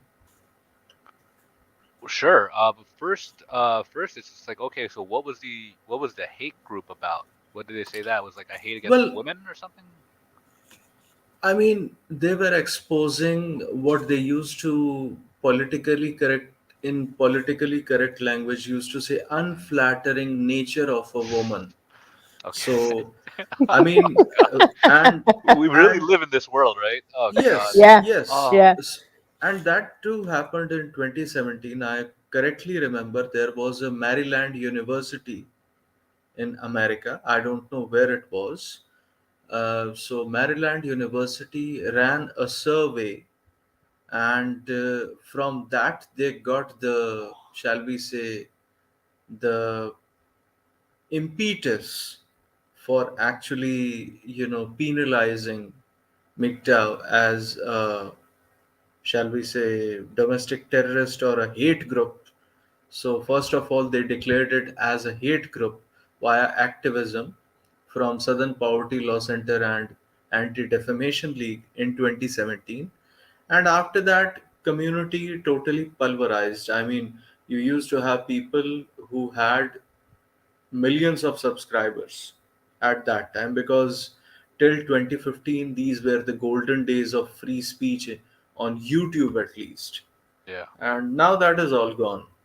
You used to have people covering the war in Syria and all that, you know posting videos about, with some graphic details, of course. So all that is gone now. uh, I don't want to say what transpired to that, but they prefer authoritative news rather than alternative media in general. And now we could see the repercussions regarding RT America being closed down and all not. So it is definitely a freedom of speech issue. But anybody who would come up to say something about it would be, castigated to nothingness. We all know that how it Whoa. works. So, censorship and then right out canceling, but only because of speech though. There wasn't like a big MGTOW group that like did something terrorist wise, just speaking basically. No, basically, what their concerns were, as they profess it to be, is that they are exposing female nature in its entirety. We don't recruit, we only present the facts, unflattering facts, and that's it. And that goes for any woman, whether it is a church going woman, whether it is a temple going woman, whether there is a Muslim woman with a hijab or a burqa or whatever. And female nature is universal. As mentioned in a book, there is a very famous book, ironically written by a female physician doctor named Esther Villar, The Manipulated Man. I am sure you know about that.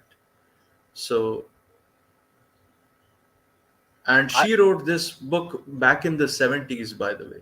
cool. Manipulated man. That's cool. The Manipulated Man, written by Esther Villar. Esthervillar. That is the spelling of that Her name. Okay. lady. Wow. And Okay. she was, and the feminists were so infuriated by what she wrote in the book. And I'm just paraphrasing one line from that very book, ironically written by a woman, by the way. She said, when a woman says to a man, I love you, what she is actually saying that you are a good workhorse.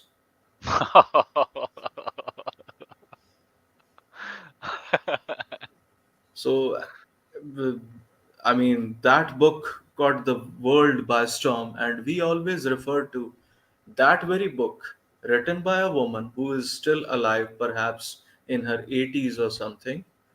And she is the one who actually exposed female nature like nothing else. So we are just presenting facts. And what we have a problem with, not the female nature aspect of a woman per se, but the fact of the Duluth model, as well as the legislations that have been put in place that would actually castrate you from your masculine tendencies and your biological imperative as a man. When people like Jordan Peterson and all these holier than thou clinical psychologists like Gadsad and all the people, they try to, from what our point of contention is, that they try to approach it from an ideal situation, like there where there is a clear distinction and a clear recognition of the hunter gatherer phenomena, which is basically, even if you are an atheist, you could find it in animal kingdom as well. Mhm. So the point of shall we say, not contention, but the point of reservation that we have on that is that you are approaching it from an ideal situation, from an ideological perspective of the shall we say, the 1800s or the dark ages, where there was a clear distinction of who is a hunter and who is a gatherer. Now that is not the case. If we approach modern problems from earlier solutions, like cleaning your own room with all that banality of Dr. Jordan Peterson, what he is reticent about are the laws in place. Mhm. Men do sacrifice themselves protecting and providing for their children, for their women. Certainly, yes, we agree with that. But women, land, as well as children whom they have authority over it. There cannot be infinite responsibility without authority. Oh yeah. Otherwise, that would be Absolutely. totally dysfunctional, like we see dysfunctionality around us all day long. And in that sort of a situation, as Jiddu Krishnamurti once said, it is no measure of health to be well adjusted to a profoundly sick society. Mhm. Krishnamurti. Yeah, I love his books. Um, but yeah, the whole responsibility and no authority thing. That's a deep point where it's just Yes. like that's what a lot of women want. It's just like, okay, you take all the responsibility, but then have no authority whatsoever. And then when it comes to like you said, like the laws and all of that, it's almost like the same thing. You know, Yeah. We just MGTOW, ideologically, we are failed MRAs. We are the men's rights activists wow. from the days of 1900s, where there used to be a National Widowers Association and a National Bachelor Association. You could find it in the newspaper cuttings and all that. It is still there, at least in the archives. And we are basically the failed men's rights advocates who fought tooth and nail for achieving the same parity in law, but actually we failed. We failed miserably. Mm. Why? Perhaps because the activism was too strong on the other side, Mm. and when people are taken on a ride because the sovereignty of the state is paramount as compared to the people living in, according to jurisprudence all across the world, if you would see from a legal standpoint, according to English common law, I I believe you people, the transatlantic cousins over there, also prefer the English common law. It has been modified according to the American model, but it is basically English common law. We in India do the same. We are the legatees of the British Empire in that regard. Uh, in that very jurisprudence, you would see that they say that the sovereignty of the state is paramount.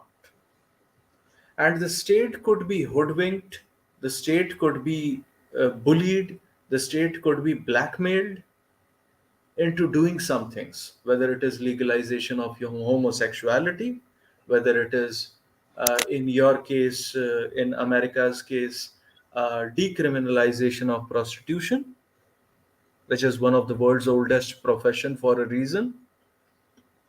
And when it was done, I'm sorry to say, all these church congregations in the 60s used to have what they call as an quote unquote unholy alliance with the second wave bra burning feminists. And they had a different motive in mind as to why prostitution needs to be criminalized in United States. Why is that? Because they considered that if, and just I'm trying to uh, paraphrase it, if men would not be able to go to prostitutes, then they would be able to attend to their own wives in a good way. Mm. And the household, the well being of the household, the road to hell is always paved with good intentions. Wait, but now they are freelance prostitutes. No, I'm just saying, well, The they are feminists. online prostitutes. Yeah. Oh, So, we were talking about that at the convention.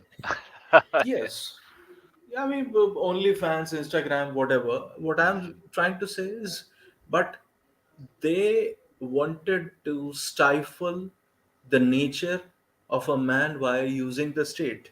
And in that aspect, uh, Mhm. or when someone like me comes along and tries to mention the disparity in the law, or disparity regarding the Duluth model system or whatever, the first thing that I hear, and this is what I hear from the traditional conservative side of the spectrum, the right side of the spectrum, center right or extreme right. Oh, he hates women. Oh, he is, who hurt you? These sort of, Mm. shall we say, slandering the name of someone or sullying the name in regards to, you know a man who is having genuine concerns over some legislative changes that need to be done If you think about regarding it, that. And yeah.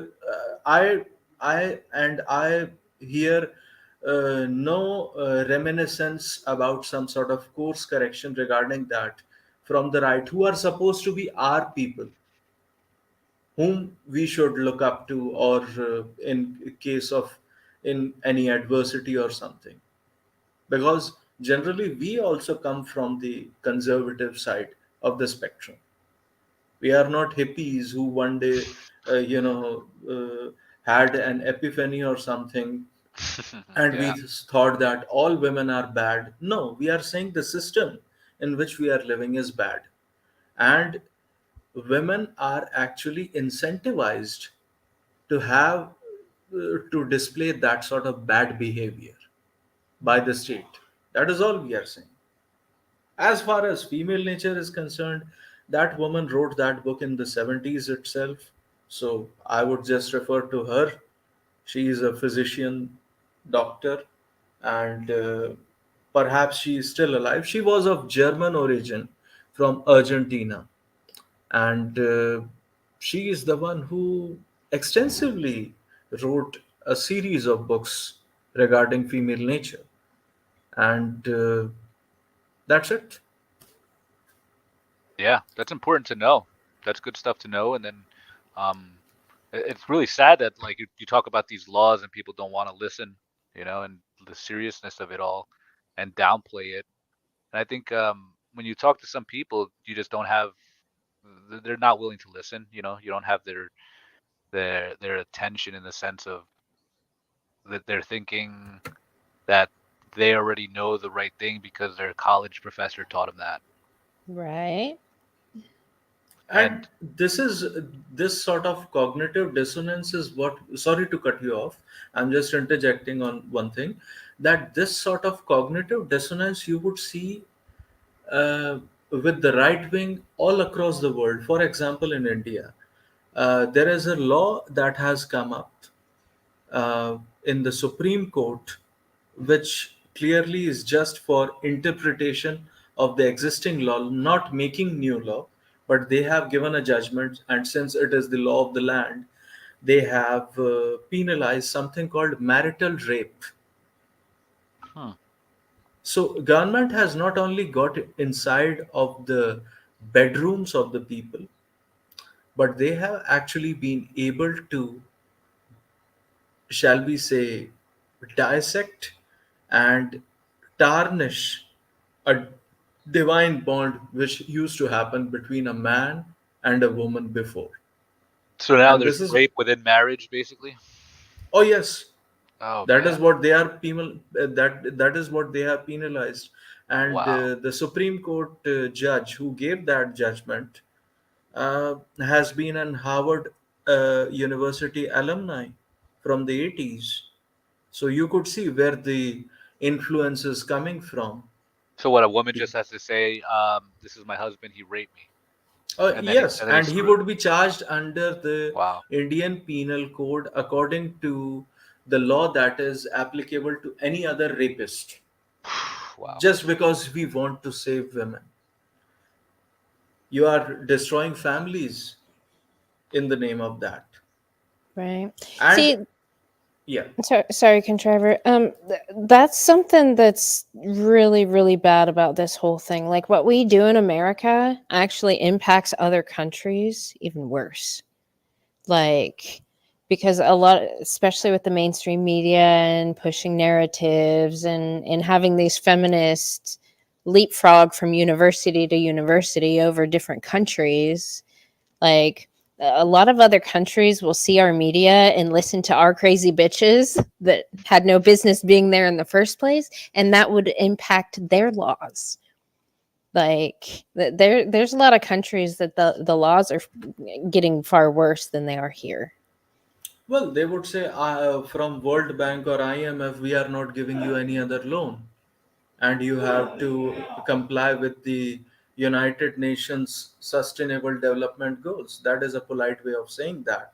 But basically, what you are doing is radiating feminism outwards for Yeah. the rest of the world, and for these people who are looking to settle down in a rice paddy field somewhere in Vietnam or Cambodia or Philippines or somewhere, or even in India, thinking that they would have someday, some years to play house.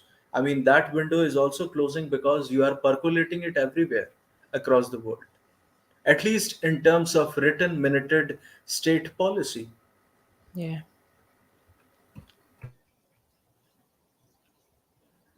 All right, I think I gotta get out of here. 10 o'clock, All right, my Arnold. cutoff time.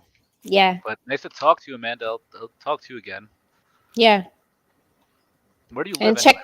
check out Hammerhand, Texas, Yeah, College Station, Texas. Texas. Okay, if I'm in Texas, I'll hit you up. Okay. Texas. Yep. And thank you, Contriver. Go check the Thank you, sir. manipulated man too. That's cool. Alrighty. Thank you, sir. Well, good night, guys. All right. Thank you, Thank you, sir. Arnold. Good night. Bye. Good night. Bye. All right. Good Was I stuff. polite? Oh, Was I always. polite? You're Okay. always polite, Contriver. I mean, Don't, my don't. language has to be not dirty when talking for the first time to people.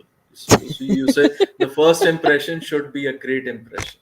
Yeah, no, you're always polite, man. Don't listen to the crazy. I don't know what's going on with all the other stuff, but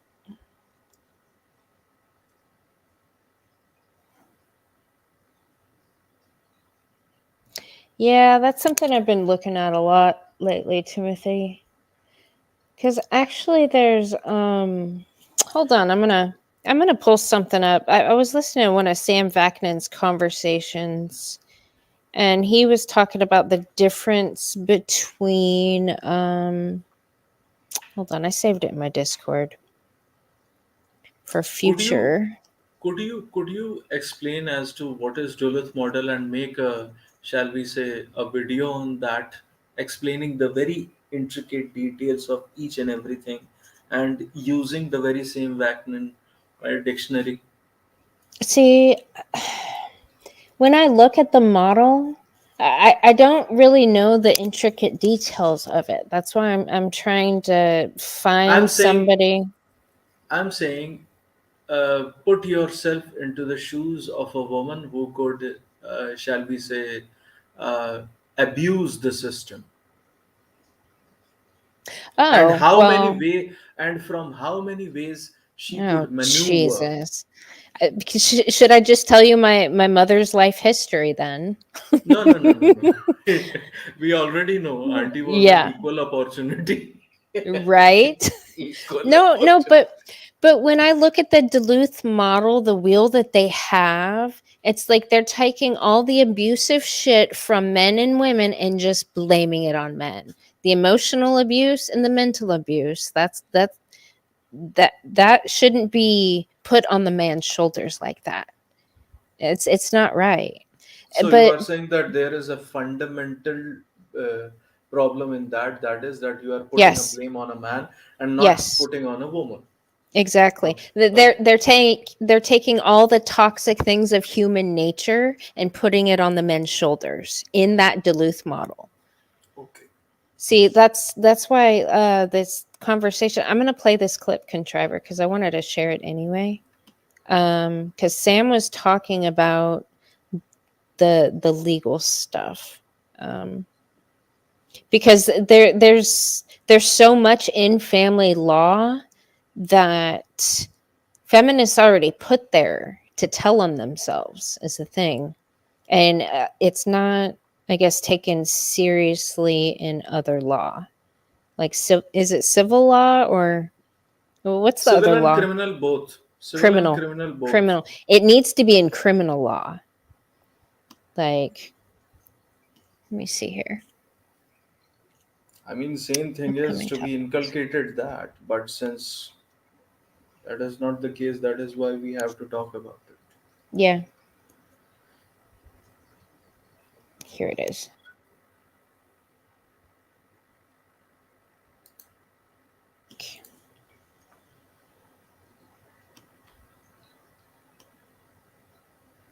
Oops. You stopped screen share. By the way, here's Arnold's channel, Oh yes, enrich the world. Enrich the World. All right. Great channel. Oh, crap. Discord. Hold on. I'll figure this out. No, you just have to. I copied it, but it got the wrong thing. Oh, yes. You again have to copy. Copy. Yeah. Control C, Control V. Then paste. So Okay. the legal system is not as much ignorant as reluctant, simply reluctant. It's an enclave which has been off limits for so many centuries. It's difficult to transform this state of mind. It is, and it's causing a lot of trauma. In fact, there was some research done recently by a charity that found out that I think it was 82% of people going through the family courts, having suffered trauma from a toxic relationship, were re-traumatized by the family court system, not their ex.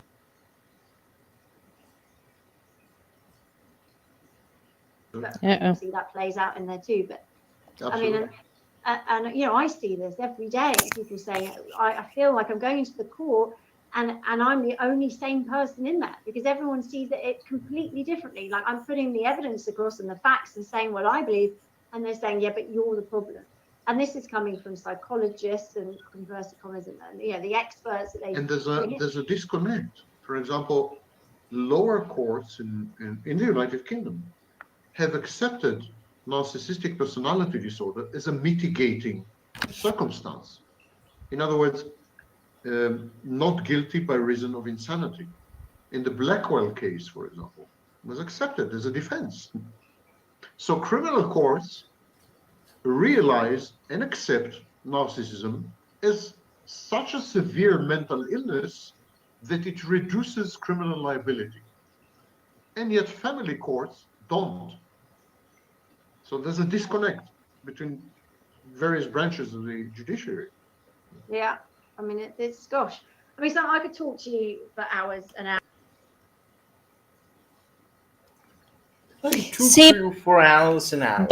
but I looked up when like temporary insanity was first brought into our court here in America, and it was first passed off on a guy who killed his wife's lover in a rage of temporary insanity, and he got off because of it.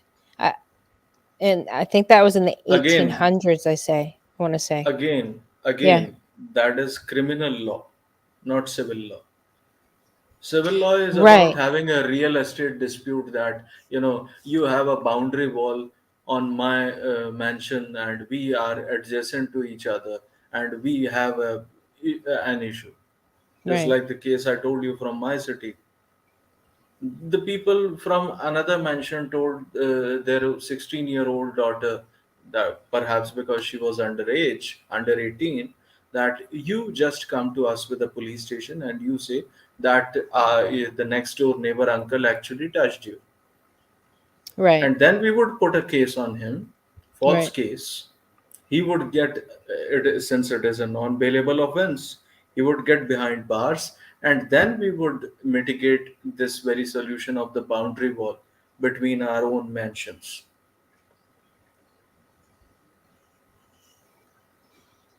We would have an upper hand.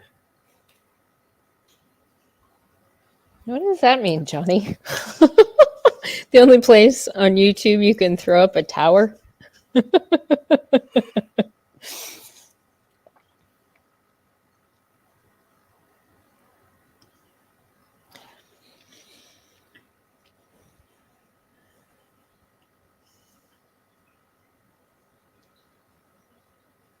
Formation, though, something he talked about was super interesting.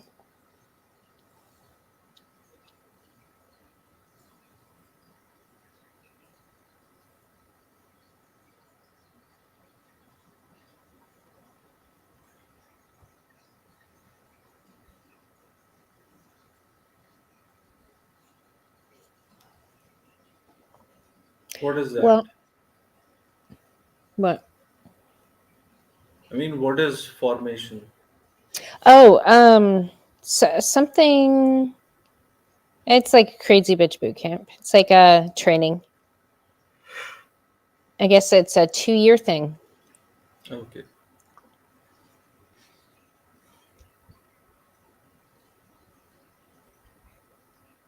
Well, that should be for women, right?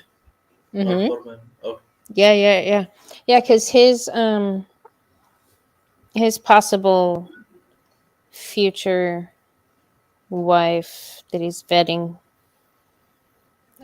went through something. She's a missionary, very churchy, but something called formation. Need a because I need to come up with a secular equivalent for these crazy bitches, because these crazy bitches aren't religious. So secular version. You could say absence of recognition of hunter-gatherer phenomena. Yeah. Absence of the nature of gatherer. You could say that. Absence of the nature of gatherer.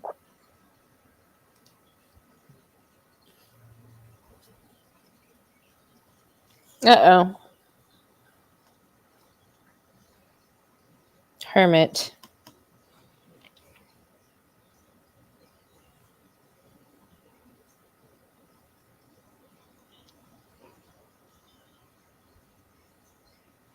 I don't know what the hell's going on. I missed most of the chat while I was having a conversation. Is Celibate Scorpion streaming now? Finally? She's been talking about it for months.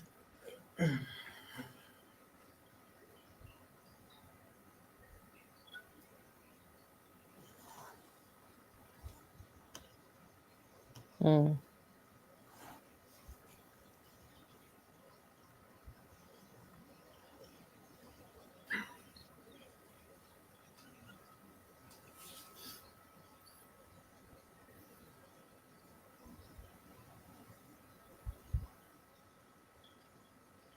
Have a channel in backup, hermit. Have a channel in backup. They gave him a strike for nudity in the thumbnail, even though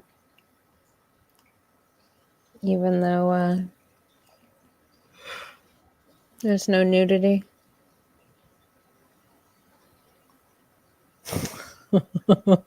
Yeah, I think the chat's drunk.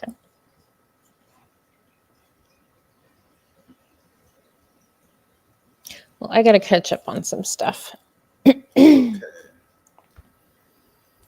Shall we end the stream then? I say we shall. Okay. Have a good night, Thanks, everybody. guys. Thanks, guys.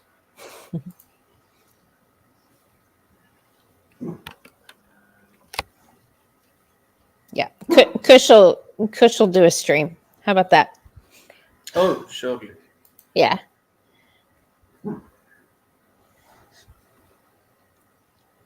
Oh, and Red Pill Pope. I think we're gonna do one tomorrow. We're gonna talk about Crazy Bitch Boot Camp, or what he likes to call wife school. Okay. So that'll be tomorrow. All right, y'all. Have a good night.